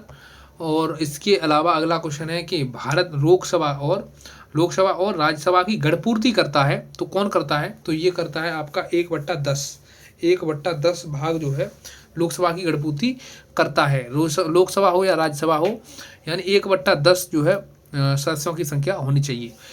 इसके अलावा अनुसूचित जाति के लिए आरक्षण नहीं है, तो कहाँ पर नहीं है, अरुणाचल प्रदेश में नहीं है, जम्मू कश्मीर में नहीं है, और कहाँ है, मेघालय में नहीं है। इसके अलावा अगला क्वेश्चन है कि लोकसभा के दोनों 2 सत्रों के अंतराल को कहते हैं, क्या कहते हैं, सत्रावसान काल कहते हैं। लोकसभा की सामान्यतया अवधि 5 वर्ष होती है। प्रथम बैठक के लिए नियत तिथि से जो है प्रथम बैठक से के लिए नियत तिथि से जो है कितनी होती है, 5 वर्ष। सत्रावसान के तात्पर्य हैं, तो सत्रावसान के तात्पर्य हैं लोकसभा के सत्र की समाप्ति करना। अच्छा, संसद के दोनों सदनों की संयुक्त बैठक का पीठासीन होगा, तो लोकसभा का अध्यक्ष होगा, और भारतीय संसद की जो लोक लेखा समिति के चेयरमैन को मनोनीत करता है तो वो लोकसभा अध्यक्ष करता है। लोकसभा अध्यक्ष जो है, लोकसभा और राज्यसभा की संयुक्त बैठक को आहूत की जाती है, तो किसके द्वारा की जाती है, वो राष्ट्रपति के द्वारा की जाती है, दोनों की। अच्छा, ज्वाइंट सिटिंग जिसको बोलते हैं। अच्छा, इसके अलावा लोकसभा अध्यक्ष सीधे पर्यवेक्षक के अंतर्गत आता है, किसके अंतर्गत, पर्यवेक्षक के अंतर्गत आता है। तो ये जो है लोकसभा सचिवालय जो है उसके अंतर्गत आता है। सदन के एक सदस्य के स्पीकर, सदन के एक सदस्य से स्पीकर बोलने को मना करते हैं तो दूसरे सदस्य को बोलने को कह सकता है। इसे कहा जाता है, कौन कहा जाता है, यील्डिंग द फ्लोर कहा जाता है। इसको क्या कहा जाता है, यील्डिंग द फ्लोर कहा जाता है। जैसे सदन में एक सदस्य जो है स्पीकर बोलने को मना कर देते हैं कि तुम रुकिए अभी मत बोलिए, तुम्हारा टाइम पूरा हो गया है, तो दूसरे सदस्य को बोलने को कह सकता है। इसे क्या कहा जाता है, तो इसको यील्डिंग द फ्लोर कहा जाता है। इसके अलावा अगला क्वेश्चन है राज्यसभा से। तो राज्यसभा से देखते हैं क्या क्या क्वेश्चन बने हैं। तो सबसे पहले राज्यसभा की सीटें, तो एक तरफ जो है सीटें दी गई हैं, एक तरफ राज्य दिए गए हैं। तो राजस्थान में कितनी है, 10 सीटें हैं, गुजरात में 11, और कर्नाटक में कितनी है, कर्नाटक में 12 सीटें हैं, और पंजाब में 7 सीटें हैं। और अब बताइए यूपी में कितनी है, तो यूपी में दोस्तों 31, यूपी में कितनी है, 31 सीटें हैं। इसके अलावा अब बात करते हैं आगे, राज्य एक साइड, आवंटन सीट जो है राज्यसभा की एक साइड। तो असम की सीट जो है कितनी है, 7। छत्तीसगढ़ की कितनी दी गई हैं, तो ये है आपकी 5, और जो है हिमाचल प्रदेश में 3, और उत्तर प्रदेश में 31, और 31 ही मैंने यहाँ पर बताई है, तो देख सकते हैं आप। इसके अलावा अगला क्वेश्चन है, छत्तीसगढ़ में राज्यसभा की सीटें 5, झारखंड में 6, और तेलंगाना में 7, और उत्तराखंड में 3।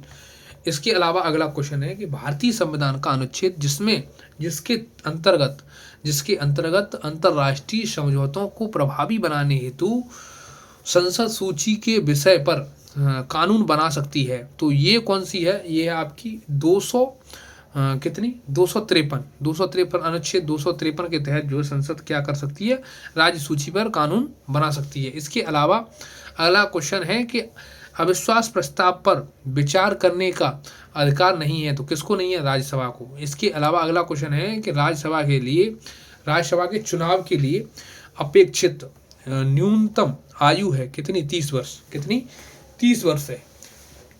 अगला क्वेश्चन ये है कि राज्यसभा में राज्यों को प्रतिनिधित्व दिया जाता है उनकी जनसंख्या के आधार पर जो है प्रतिनिधित्व दिया जाता है। राज्यसभा के लिए निर्वाचित सदस्यों की संख्या जो है सबसे कम है हिमाचल प्रदेश से। कहाँ से, हिमाचल प्रदेश से जो है सबसे कम है। और कितनी है, तो वो जो है मैंने अभी आपको बताई थी कि 3 है, कितनी, 3, लेकिन उत्तराखंड में भी कम 3 ही है। अच्छा, इसके अलावा अगला क्वेश्चन है कि पहली बार एक सांसद विधायक को इस आधार पर सदन की सदस्यता से अयोग्य घोषित किया गया कि इसकी अनुमति के बिना इसकी 60 लगातार बैठकों में अनुपस्थित रहे, और जो है वह सदस्य थे, कौन थे, राज्यसभा के सदस्य थे। कौन थे, राज्यसभा के सदस्य थे। अच्छा, इसके अलावा राज्यसभा का पदेन सभापति होता है। जो पदेन सभापति होता है वो कौन है? उपराष्ट्रपति। राज्यसभा का पदेन सभापति कौन होता है? तो ये कौन सा उपराष्ट्रपति होता है। इसके अलावा वह सभा जिसका अध्यक्ष उसका सदस्य नहीं होता है वो है आपका राज्यसभा, उसका सदस्य अध्यक्ष नहीं होता है। अच्छा, इसके अलावा अगला क्वेश्चन है कि लोकसभा द्वारा विचारार्थ भेजे गए वित्त विधेयक को राज्यसभा अधिकतम रोके रख सकती है। तो कितने दिन तक? 14 दिन तक रोक कर रख सकती है। अच्छा, इसके अलावा अगला क्वेश्चन है कि राज्यसभा का एकांतिक शक्ति के अंतर्गत आता है। तो ये है आपका नई अखिल भारतीय सेवाओं का सृजन। नई अखिल भारतीय सेवाओं का सृजन जो है किसके अंतर्गत आता है? ये एकांतिक शक्ति के अंतर्गत आता है। अच्छा, इसके अलावा प्रधानमंत्री मनमोहन सिंह राज्यसभा के सदस्य निर्वाचित हुए थे। तो कहाँ से हुए थे? वो असम से हुए थे। अच्छा, अगला क्वेश्चन है कि राज्यसभा के 1/3 सदस्य प्रत्येक 2 वर्ष बाद अवकाश ग्रहण करते हैं। राज्यसभा के जो 1/3 सदस्य जो हैं वो जो है क्या कर देते हैं? अवकाश ग्रहण करते हैं और फिर दूसरे जो है आ जाते हैं, उतने ही। ये सीन होता है इसमें। इसके अलावा राज्यसभा एक ऐसा सदन है जो कभी विघटित नहीं होता है, स्थायी सदन बोलते हैं इसको। अच्छा, इसको स्थायी बोलते हैं, लोकसभा को अस्थायी बोलते हैं। अच्छा, सांसद जया बच्चन को राज्यसभा की सदस्यता के लिए अयोग्य ठहराया गया क्योंकि वे जो है क्योंकि वे अध्यक्ष के रूप में लाभ पाने पद पर आसीन थी। तो ये किस पद पर थी? वो थी आपकी उत्तर प्रदेश फिल्म विकास परिषद में जो है वो अध्यक्ष थी। और उसके बाद जो है उन्होंने जो है सांसदीय का जो है चुनाव लड़ा। जो अमिताभ बच्चन की वाइफ है उनको जो है क्या अयोग्य कर दिया गया। अच्छा, इसके अलावा अगला क्वेश्चन है कि राज्यसभा में राज्यों को आवंटित स्थानों के आधार पर अवरोही क्रम में सही अनुक्रम है। तो सही अनुक्रम क्या है? तो वो है आपका उत्तर प्रदेश, बिहार, महाराष्ट्र और कौन सा है? वो है आपका तमिलनाडु। उत्तर प्रदेश, बिहार, महाराष्ट्र, तमिलनाडु। अच्छा, वर्तमान में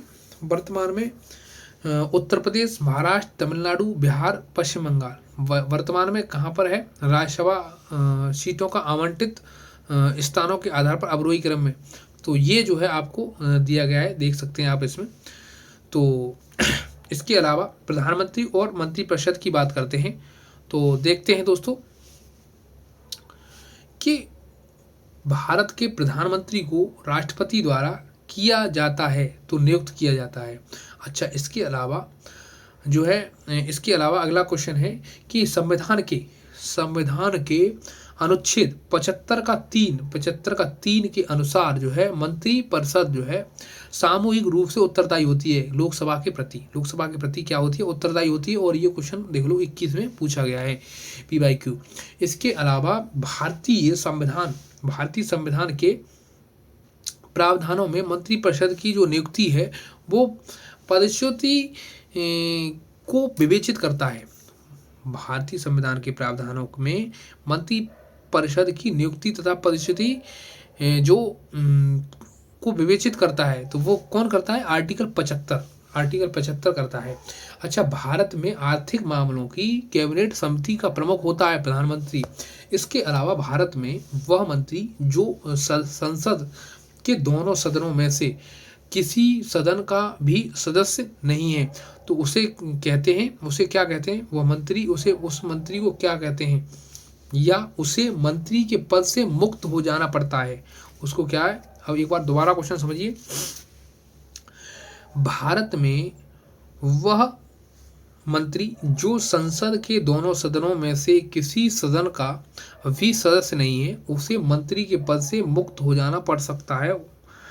तो ये जो है 6 महीने तक आप रह सकते हैं। 6 महीने बाद अगर आप कहीं से सांसद या नहीं बने राज्यसभा से या लोकसभा से, तो आपको क्या कर दिया जाएगा? आपका मंत्री पद छीन लिया जाएगा और आपको हटा दिया जाएगा। या फिर आप लड़ते हैं और हार भी जाते हैं, तब भी आपको 6 महीने तक आप कहीं से फिर चुनाव नहीं लड़ पाते, तो आपको क्या है कि आपको जो है हटा दिया जाएगा। इसके अलावा अगला क्वेश्चन है कि मंत्रिपरिषद सामूहिक रूप से उत्तरदायी होती है, उत्तरदायी होती है तो लोकसभा के प्रति, किसके प्रति? लोकसभा के प्रति। कैबिनेट में सम्मिलित होते हैं, तो कैबिनेट में सम्मिलित कौन होते हैं? सम्मिलित होते हैं केवल कैबिनेट मंत्री जो है सम्मिलित होते हैं। अच्छा, अपने प्रधानमंत्रित्व काल में लोकसभा के सदस्य थे, कौन थे? चंद्रशेखर थे, वो जो है अपने प्रधानमंत्रित्व काल में लोकसभा के सदस्य थे। अच्छा, इसके अलावा अध्यक्ष थे, सदस्य थे। अच्छा, अब वह, और भी ऑप्शन दिए जाएंगे, इस वजह से कन्फ्यूजन हो जाता है कि वह प्रधानमंत्री जिसने अपने कार्यकाल में संसद का सामना नहीं किया, चौधरी चरण सिंह। वह प्रधानमंत्री जिसने अपने कार्यकाल में संसद का सामना नहीं किया, तो वो चौधरी चरण सिंह थे। इसके अलावा अगला क्वेश्चन है कि भारत के प्रधानमंत्री बनने से पूर्व किसी भी राज्य के मुख्यमंत्री नहीं रहे थे, वो थे आपके चंद्रशेखर। इसके अलावा 3 ऐसे दिए गए होंगे जो कहीं ना कहीं से चाहे नरेंद्र मोदी हों, चाहे और भी कोई हों, तो वो ऐसे नाम होंगे जो पहले कहीं ना कहीं से मुख्यमंत्री रहे होंगे। इसके अलावा भारत के 12वें प्रधानमंत्री थे देवगौड़ा। अच्छा, उप प्रधानमंत्री पद का सृजन हुआ है, वो कैसे वो हुआ है? संविधान के प्रावधानों से हटकर। उप प्रधानमंत्री का जो है इस संविधान में कोई जो है वर्णन नहीं दिया गया है। इसके अलावा अगला क्वेश्चन है कि भारतीय संविधान के अनुच्छेद 78 में प्रावधान है, तो वो है आपका प्रधानमंत्री के दायित्वों का। अच्छा, इसके अलावा अगला क्वेश्चन है कि मंत्रिपरिषद का जो वास्तविक नेता है वो प्रधानमंत्री होता है। मंत्रिपरिषद का वास्तविक नेता कौन होता है? प्रधानमंत्री। इसके अलावा अगला क्वेश्चन है कि मानव संसाधन विकास मंत्रालय में विभाग नहीं है, तकनीकी शिक्षा विभाग नहीं है। क्या नहीं है? तकनीकी जो शिक्षा होता है विभाग, वो नहीं है। तो इसके अलावा अगला क्वेश्चन है कि भारत में जो राजकोषीय नीति निर्धारित करता है, तो वो वित्त मंत्रालय करता है। भारत की संचित निधि पर भारत नहीं है, तो भारत के प्रधानमंत्री के वेतन और भत्ते नहीं है। अच्छा, इसके अलावा भारत के संविधान में उल्लिखित नहीं है, तो बजट का जो है वहाँ पर वर्णन नहीं दिया गया है। अच्छा, इसके अलावा बजट का जो वर्णन वार्षिक वित्तीय विवरण के नाम से दिया गया है, वो दोस्तों याद रखें 112 में।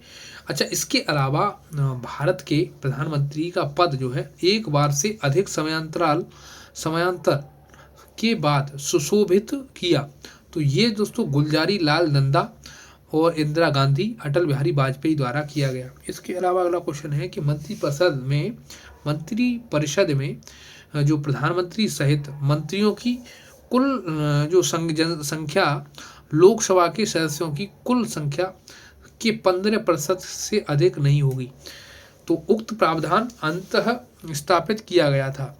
तो ये किया गया है 91 में संविधान संशोधन अधिनियम 2003 के द्वारा, धारा 2 द्वारा। ठीक। इसके अलावा अगला क्वेश्चन है कि प्रधानमंत्री को एक निर्वाचित राजा के रूप में जो है संबोधित किया था, किसने? हिंटन ने किया था। अच्छा, संसदीय समितियां एवं विभिन्न प्रस्ताव, तो ये जो है पार्लियामेंट्री कमेटी एंड वॉरियस प्रपोजल्स, तो लोक लेखा समिति के सदस्य होते हैं, तो वो होते हैं आपके लोकसभा लेखा समिति के सदस्य होते हैं आपके 15 और 7, यानी 15 लोकसभा से और 7 राज्यसभा से। ये जुडिशरी में क्वेश्चन पूछा गया है कि लोक लेखा समिति के सदस्य होते हैं, तो राज्य भाग से 15, यानी राज्यसभा से 7 और लोकसभा से 15, 21 होते हैं टोटल, शायद या 23, ऐसे ही कुछ होते हैं, एग्जैक्ट नहीं है, कन्फर्म कर लें एक बार देख के। अच्छा, इसके अलावा 25 तक भी हो सकते हैं। अच्छा, भारतीय संसद की लोक लेखा समिति समीक्षा करती है, तो वो करती है दोस्तों नियंत्रक व महालेखा परीक्षक के प्रतिवेदन की। एक बार इसको नेट पे चेक करें दोस्तों, इसको नेट पे चेक करें, मैं थोड़ा कंफ्यूज हो रहा हूँ, तो बताएं नेट पर चेक करके कि क्या सीन है, कमेंट बताएं। अच्छा, विशेषाधिकार समिति में सदस्य होते हैं तो कितने होते हैं? 15। अच्छा, सूचना एवं जो तकनीकी की स्थायी समिति के अध्यक्ष हैं वो हैं शशि थरूर, तो 2022 में। अच्छा, इसके अलावा वह अनुदान जिसको संसद में प्रस्तुत करने से पहले लोक लेखा समिति का अनुमोदन प्राप्त होना चाहिए, तो वो है आपका अधिक अनुदान। इसके अलावा प्राक्कलन समिति के सदस्यों का कार्यकाल होता है वो 1 वर्ष होता है। आगे बात करते हैं कि सदस्य की लोक लेखा समिति की जो बैठकों में उपस्थित रहता है वो है भारत के नियंत्रक महालेखा परीक्षक। कौन? महालेखा परीक्षक, भारत के नियंत्रक एवं महालेखा परीक्षक। अच्छा, इसके अलावा अगला क्वेश्चन है कि ध्यानाकर्षण जो सूचना के प्राविधान ने सीमित किया है, तो स्थगन प्रस्ताव को सीमित किया है, यानी ध्यानाकर्षण जो प्रस्ताव होता है उसके प्रावधान ने सीमित किया है, तो स्थगन प्रस्ताव को सीमित किया है। इसके अलावा भारत में मंत्रिपरिषद रख सकती है तो विश्वास प्रस्ताव को रख सकती है। अगला क्वेश्चन है कि कटौती प्रस्ताव का संदर्भित संबंध है, किससे संबंधित है? संघीय बजट से। किससे? संघीय बजट से संबंध है। इसके अलावा अगला क्वेश्चन है कि संसदीय समिति गठित नहीं की गई है, तो गठित नहीं की गई है तो वो है दोस्तों अल्पसंख्यकों के कल्याण के बारे में, जो है गठित नहीं की गई है। लेखानुदान संघ सरकार को अनुमति प्रदान करता है, तो ये निश्चित अवधि के लिए भारतीय संचित निधि से धन निकालने के लिए करता है। अच्छा, अगला क्वेश्चन है कि वह समिति का अध्यक्ष सामान्यतया विपक्षी दल से होता है, तो लोक लेखा समिति जो होती है इसका जो अध्यक्ष होता है वो विपक्षी दल का होता है। इसके अलावा अगला क्वेश्चन है दोस्तों, अगला क्वेश्चन है आपका कि दहेज निषेध अधिनियम 1961 संविधान के संशोधन एवं उसकी प्रक्रिया के बारे में बात करते हैं। तो उससे पहले थोड़ा सा मैं पानी पी के फिर बात करता हूँ, 1 सेकंड रुकें।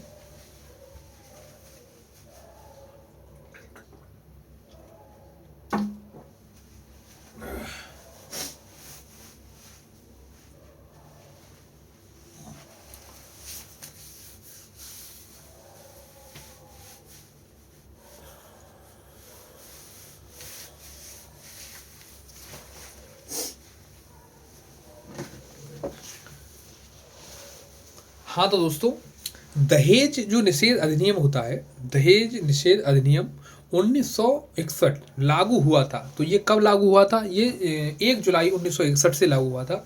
इसके अलावा अगला क्वेश्चन है कि वह संविधान संशोधन जिसके द्वारा दिल्ली को राष्ट्रीय राजधानी क्षेत्र बनाया गया, तो ये 69वां संविधान संशोधन है जिसके द्वारा जो है क्या हुआ, दिल्ली को राष्ट्रीय राजधानी घोषित किया गया, क्षेत्र बनाया गया। इसके अलावा अगला क्वेश्चन है कि वह संविधान संशोधन अधिनियम जो GST वस्तु एवं सेवा कर नियमों के जो कार्यान्वयन के लिए जो आवश्यक प्रावधान करता है, तो वो 101वां जो है संविधान संशोधन है जिसके तहत जो है GST को जो है लागू किया गया है। इसके अलावा अगला क्वेश्चन है, और ये क्वेश्चन आए भी हुए। अच्छा, इसके अलावा अगला क्वेश्चन है कि भारत के संविधान संशोधन में 21 से घटाकर जो है 18 वर्ष जो है वोट डालने की, मतदान करने की जो है आयु कर दी गई, तो वो 61वां संविधान संशोधन है। इसके अलावा अगला क्वेश्चन है कि भारतीय संविधान में, अब दोस्तों फास्ट चल रहा है काम सर। अच्छा, इसके अलावा अगला क्वेश्चन है कि भारतीय संविधान में संवैधानिक संशोधन के द्वारा जो है भारत में 9वां भाग 9B जोड़ा गया। तो ये 97वां संविधान संशोधन है जिसमें आप दोस्तों क्या जोड़ा गया, 9 के बी में दोस्तों नगर निगम नगर पालिका को जोड़ा गया। ठीक है, इन चीज़ों को याद रखें थोड़ा सा, ठीक। और 9 में क्या है आप कमेंट में बताइए। ग्राम पंचायत एवं जो ग्रामीण क्षेत्र होते हैं उनको जो है ग्राम पंचायत को जोड़ा गया उसमें। अच्छा, और किस अनुसूची में जोड़ा गया वो भी आप बताएंगे, कमेंट में जो है बताएंगे। अच्छा, इसके अलावा अगला क्वेश्चन है दोस्तों, अच्छा, इसके अलावा अगला क्वेश्चन है कि भारतीय नागरिकता जो है, नागरिकता संशोधन विधेयक 2019 को संसद में पारित किया। तो कब किया दोस्तों? 11 दिसंबर 1919 को किया है। नागरिकता का सीए जो बोलते हैं उसको दोस्तों किया गया है। इसके अलावा अगला क्वेश्चन है कि भारत के जो स्थानीय शासन के जो इतिहास में एक आधार स्तंभ के रूप में माना जाता है। तो 73वां संविधान संशोधन को जो है माना जाता है, और ये यूपीपीसीएस 22 में आया हुआ क्वेश्चन है। 73वीं संविधान संशोधन के अति अपेक्षित संवैधानिक जो दर्जा है प्रदान किया गया, तो पंचायतों को किया गया दोस्तों। 2022 में ये क्वेश्चन पूछा गया है। इसके अलावा अगला क्वेश्चन है कि वह संवैधानिक संशोधन 73वें संविधान, कितना सरल क्वेश्चन है भाई। अच्छा, संवैधानिक संशोधन जिसके द्वारा भारतीय संविधान में अनुच्छेद 19 में सहकारी समितियां शब्द जोड़ा गया। तो ये 97वां संविधान संशोधन है जिसके तहत जो है सहकारी समितियां जो है जोड़ा गया। इसके अलावा अगला क्वेश्चन है दोस्तों कि 11वें संविधान संशोधन 11वें मौलिक कर्तव्य को भारतीय संविधान के में शामिल किया गया। तो 2002 में किया गया, वर्ष 2002 में किया गया। इसके अलावा संविधान संशोधन जो है मौलिक कर्तव्यों से रिलेटेड है, तो कौन सा? 42वां। अच्छा, इसके अलावा अगला क्वेश्चन है कि संविधान में 42वें संविधान संशोधन द्वारा नीति निर्देशक तत्वों को नहीं जोड़ा गया, तो वो है समान आचार संहिता जो है उसको नहीं जोड़ा गया। इसके अलावा अगला क्वेश्चन है कि संविधान में 73वां और 74वां जो है संविधान संशोधन जो है उत्तरदायी है किसके लिए? तो ये जो है आपका राज्य के निर्वाचन आयोग और जिला नियोजन समिति एवं राज्य वित्त आयोग के सृजन के लिए जो है ये क्या है? उत्तरदायी है। अच्छा, इसके अलावा अगला क्वेश्चन है कि दिल्ली नेशनल कैपिटल क्षेत्र बनाया गया, कब बनाया गया? 69वां संविधान संशोधन 1951 में दोस्तों क्या किया गया? दिल्ली को जो है कैपिटल क्षेत्र बनाया गया। इसके अलावा अगला क्वेश्चन है कि संविधान का 52वां संशोधन जो है 52वां संशोधन संबंधित है, तो किससे संबंधित है? तो दोस्तों ये जो है दल बदल से संबंधित है। इसके अलावा बात करते हैं कि 84वें संविधान संशोधन अधिनियम द्वारा लोकसभा की जो कुल सदस्य सीटों की संख्या थी 1971 की जो जनगणना के आधार पर कर दी गई, ये तब तक बदली नहीं जाएगी जब तक एक वर्ष विशेष के बाद पहली जनगणना नहीं होगी। यह जो है वर्ष विशेष है आपका 2026। इसके अलावा अगला क्वेश्चन है दोस्तों कि लोकसभा और राज्य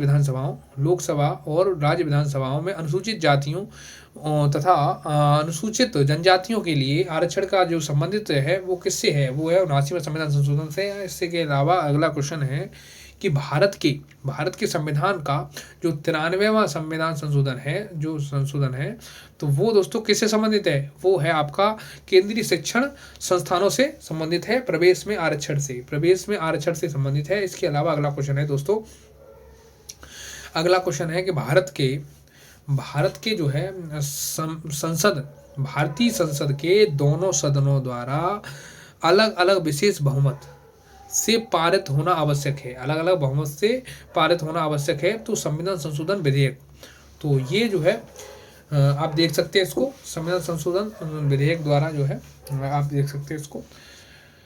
इसके अलावा भारत की सरकारी भाषा संबंधी प्रावधान जो है उसका संशोधन हो सकता है, तो सामान्य बहुमत से हो सकता है। उसका किससे? सामान्य बहुमत से हो सकता है। अच्छा, संविधान संशोधन की पहल की जा सकती है संसद के किसी एक सदन में जो है की जा सकती है, और सदन में 2013 तक क्रियान्वयन हो चुका है। तो 98वें संविधान संशोधन का जो फरवरी 2020 तक जो है 104वें संशोधन हो चुके हैं। कितने? 104 संशोधन हो चुके हैं फरवरी 2020 तक। अच्छा, इसके अलावा आगे बात करते हैं। अब तो 106 हो गए हैं, क्योंकि 106वां तो अभी पास हुआ है, जिसको नरेंद्र मोदी ने जो नारी बंधन योजना के तहत किया है, जो नारियों को सम्मान व आरक्षण देने के लिए, तो इसकी 33% आरक्षण दिया है महिलाओं को। हर क्षेत्र में जो है संसद के क्षेत्र में भी अब जो है दिया जाएगा 33% जो है महिलाओं को। अच्छा, इसके अलावा आगे का जो है क्वेश्चन है कि जो प्रारंभ में राज्यसूची का विषय था उसे समवर्ती सूची में स्थानांतरित किया गया। अच्छा, इसके अलावा 42वां जो संशोधन है उसके द्वारा किया गया है। अच्छा, अगला क्वेश्चन क्या है? अगला क्वेश्चन है आपका कि भारत में एक नए राज्य के सृजन के प्रयोजन के लिए भारत में संविधान का संशोधन जो है पारित होना चाहिए। तो ये दोस्तों कब होना चाहिए? ये क्या है? ये संसद में साधारण बहुमत से होना चाहिए। इसके अलावा अगला क्वेश्चन है कि संविधान में 12वां परिशिष्ट जोड़ा गया था, तो वो जोड़ा गया था आपका 74वें संविधान संशोधन द्वारा। इसके अलावा अगला क्वेश्चन है, एक तरफ सूची दी गई है, दूसरी संशोधन दिए गए हैं। तो 94वां जो संविधान संशोधन अधिनियम है 2006 है, ये दोस्तों किस अनुच्छेद से जोड़ा गया? ये अनुच्छेद 164 में जो है संशोधन किया गया। इसके अलावा 95वां संविधान संशोधन अधिनियम 2009, ये 334 में संशोधन किया गया। इसके अलावा 96वां संविधान संशोधन 2011, इसमें 8वीं अनुसूची में संशोधन किया गया है। इसके अलावा 103वां संविधान संशोधन, इसमें अनुच्छेद 15 में जो है संशोधन किया गया है। अच्छा, इसके अलावा आगे देखते हैं क्या सीन है। आगे वरीयता अनुक्रम की बात करते हैं, तो योजना आयोग के उपाध्यक्ष की बात करते हैं। तो भारत सरकार के जो सरकारी वरीयता क्रम में महत्व का दर्जा दिया गया है, तो ये भारत सरकार के कैबिनेट मंत्री के सम्मान का दर्जा दिया गया है। किसको? योजना आयोग के उपाध्यक्ष को भारत सरकार के कैबिनेट मंत्री के समान जो है उसको दर्जा दिया गया है।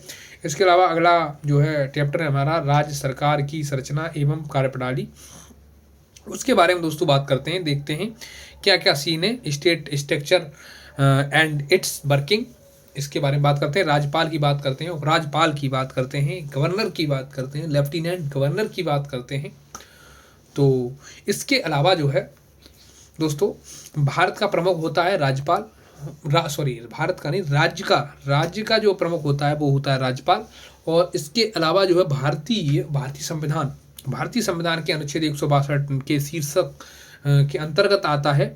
तो राज्य की जो कार्यपालिका शक्ति के विस्तार के लिए जो है उसके अंतर्गत आता है। 2019 में PYQ दोस्तों देख सकते हैं आप, 162 जो है याद रखें अच्छे से। राज्य की कार्यपालिका शक्ति जो है उसका विस्तार के लिए जो है ये जो है, अब आप जो है इसको ऐसे देख सकते हैं आप, कैसे 162 है ना, तो इसको जो है जब हम ये वाला इसमें से 89 घटा देंगे तो ये राष्ट्रपति के लिए ये वाला सीन पहुंच जाएगा, ये देख सकते हैं आप, ठीक। हाँ, तो इसके अलावा जो है अगला क्वेश्चन है दोस्तों, इसके अलावा जो है अगला क्वेश्चन है आपका संविधान का अनुच्छेद जिसके अंतर्गत किसी राज्य के राज्यपाल विधानमंडल के अवकाश के दौरान अध्यादेश जारी कर सकते हैं। तो वो कर सकते हैं आपके 213 के हिसाब से। अच्छा, इसके अलावा अगला क्वेश्चन है कि जब एक ही व्यक्ति को दो अधिक राज्यों का राज्यपाल नियुक्त किया जाता है तो उसे राज्यपाल के संदेह उपलब्धियां और भत्ते होंगे? ऐसा कुछ भी नहीं है दोस्तों।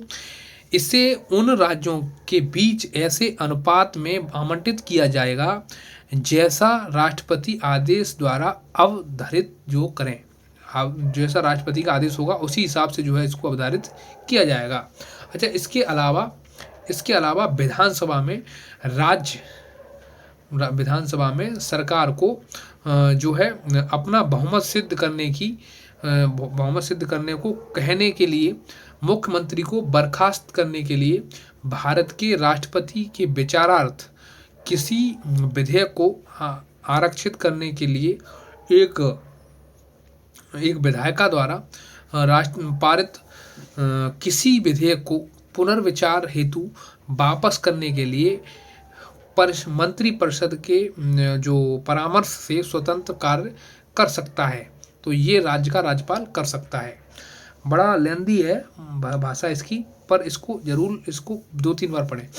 अच्छा, अनुच्छेद 170 के उस प्रावधान का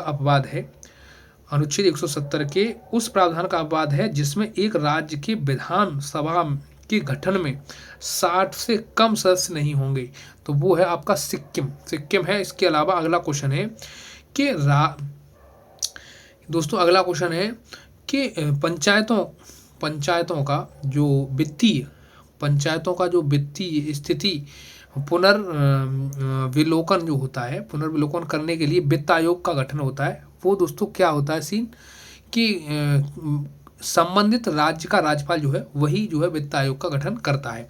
इसके अलावा अगला क्वेश्चन है कि स्वतंत्र भारत के किसी राज्य की सर्वप्रथम महिला राज्यपाल बनी, तो वो सरोजिनी नायडू कानपुर की थी 1925 में दोस्तों। ये इन्होंने जो है कांग्रेस के अधिवेशन में जो है अध्यक्षता की थी। अच्छा, इसके अलावा बात करते हैं राजस्थान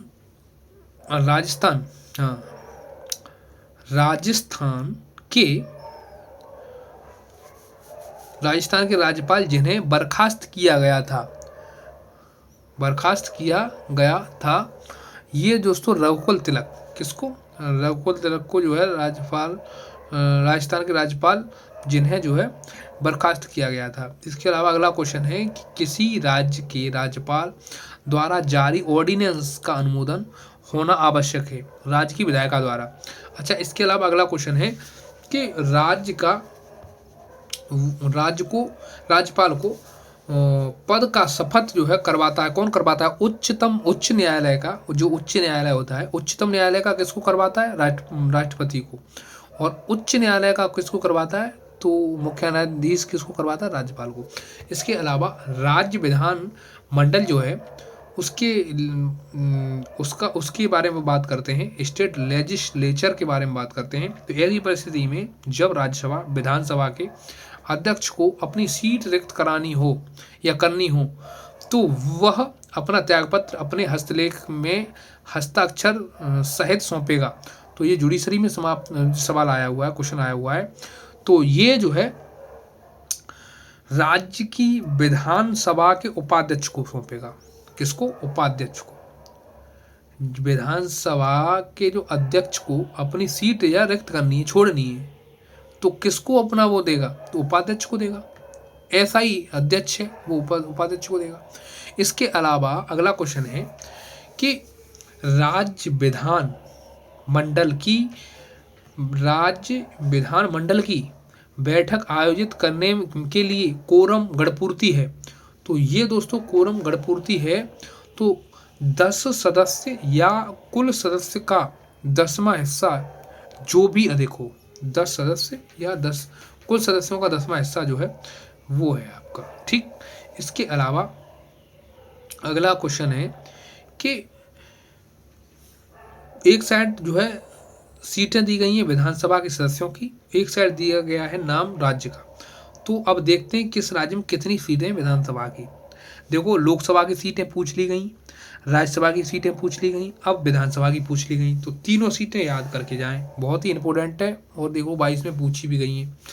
अच्छा, गोवा की सीट कितनी है? 40, और उत्तराखंड की 70, और ये जो है मणिपुर की कितनी है? 60, और उत्तर प्रदेश में कितनी है? उत्तर प्रदेश में आपकी 403। तो ये जो है क्वेश्चन पूछा गया है। इसके अलावा अगला क्वेश्चन है कि वह वर्ष 1956 में पुनर्गठित राज्यों में विधायिका थी। तो कितनी विधायिका थी? 5। वर्ष 1956 में पुनर्गठित राज्यों में द्विसदनीय विधायिकाएं थी, तो वो 5 थी। कितनी थी? 5। अच्छा, इसके अलावा अगला क्वेश्चन है दोस्तों कि भारत के किसी भी राज्य की विधानसभाओं के अधिकतम जो सदस्य हो सकते हैं वो कितने हो सकते हैं? वो हो सकते हैं आपके 500। इसके अलावा अगला क्वेश्चन है कि राज्य की आकस्मिक निधि है और उसकी स्थापना के लिए उत्तरदायी है। तो कौन उत्तरदायी है? किसी राज्य का विधानमंडल। अच्छा, उत्तराखंड गठन के बाद उत्तर प्रदेश में विधानसभाओं के क्षेत्र में शेष सीटें कितनी बची थी? वो है आपकी 403। अच्छा, इसके अलावा अगर इसमें 400 जब उत्तराखंड शामिल होगा तो 70 सीट और होंगी मेरे हिसाब से। अब आगे पीछे भी हो सकती हैं, गठन हुआ हो तो हो सकता है वहाँ के हिसाब से सीटें और बढ़ाई गई हों। तो इसके अलावा अगला क्वेश्चन है कि विधान परिषद किसी साधारण विधेयक को रोक सकती है। तो वो रोक सकती है आपका 4 माह तक। किसको? साधारण विधेयक को रोक सकती है। इसके अलावा अगला क्वेश्चन है कि विधानसभाओं के विघटन के बाद उसका स्पीकर जो है पद पर बना रह सकता है। ठीक। इसके अलावा इसका आंसर है कि विधानसभाओं के विघटन के बाद भी उसका स्पीकर पद पर बना रह सकता है। तो विधानसभा के विघटन के बाद गठित विधानसभा की पहली बैठक के ठीक पूर्व तक विधानसभा का जो है बैठा रह सकता है। ऐसी ओम बिरला का सिस्टम सीन है सेम, क्योंकि लोकसभा में और विधानसभा में सेम लोकसभा जो अध्यक्ष होता है, स्पीकर होता है, उसकी सेम कंडीशन होती है। इसके अलावा अगला क्वेश्चन है कि विधानसभा की जो सर्वाधिक संख्या है, सदस्यों की संख्या है, वो किसकी है? उत्तर प्रदेश की है। इसके अलावा किसी राज्य में विधान परिषद की स्थापना और समाप्ति का प्रावधान जो है वो दोस्तों भारतीय संविधान के 169वें अनुच्छेद में दिया गया है। किसमें? 169 अनुच्छेद में दिया गया है। इसके अलावा भारतीय संविधान का वह अनुच्छेद जिसके अंतर्गत राज्यों की विधान परिषद की स्थापना जो है की गई है, राज्यों के विधान परिषद की स्थापना या समाप्ति की व्यवस्था की गई है, वो किसमें की गई है? तो अनुच्छेद 169 में। तो ये 169 जो है, इसको अच्छे से आप जो है याद करके जाएं कि जो विधान परिषद की जो भारतीय जो विधान परिषद है, जो राज्य में विधान परिषद जो होती है, उसकी स्थापना या समाप्ति का प्रावधान किस में दिया गया है? तो वो 169 में दिया गया, आर्टिकल 169 में। किसमें? 169 में। इसके अलावा मुख्यमंत्री और मंत्रिपरिषद की बात करते हैं, chief minister and council of ministers की बात करते हैं। तो ये जो है, ये टॉपिक है आपका कि मुख्यमंत्री से संबंधित सही जो कथन है वो नहीं है, तो वो है वह राज्यपाल का द्वारा औपचारिक नियुक्ति पाता है।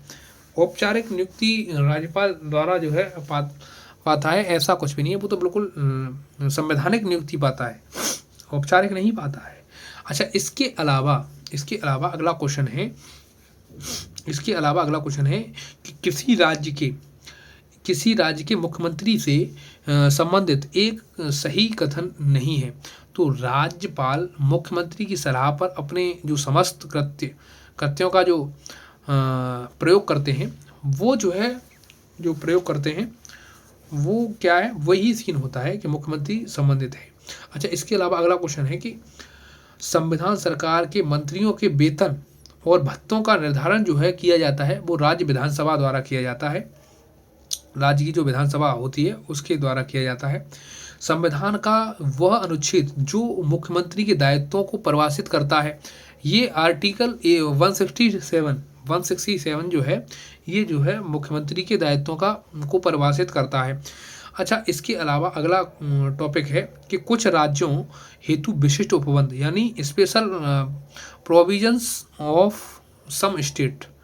अच्छा, इसके अलावा क्वेश्चन क्या बन रहा है देखते हैं कि भारतीय संविधान का अनुच्छेद 371 कुछ भारतीय राज्यों के लिए विशेष प्रावधान करता है, तो वो जो है इस अनुच्छेद के अंतर्गत नहीं आता, तो केरल।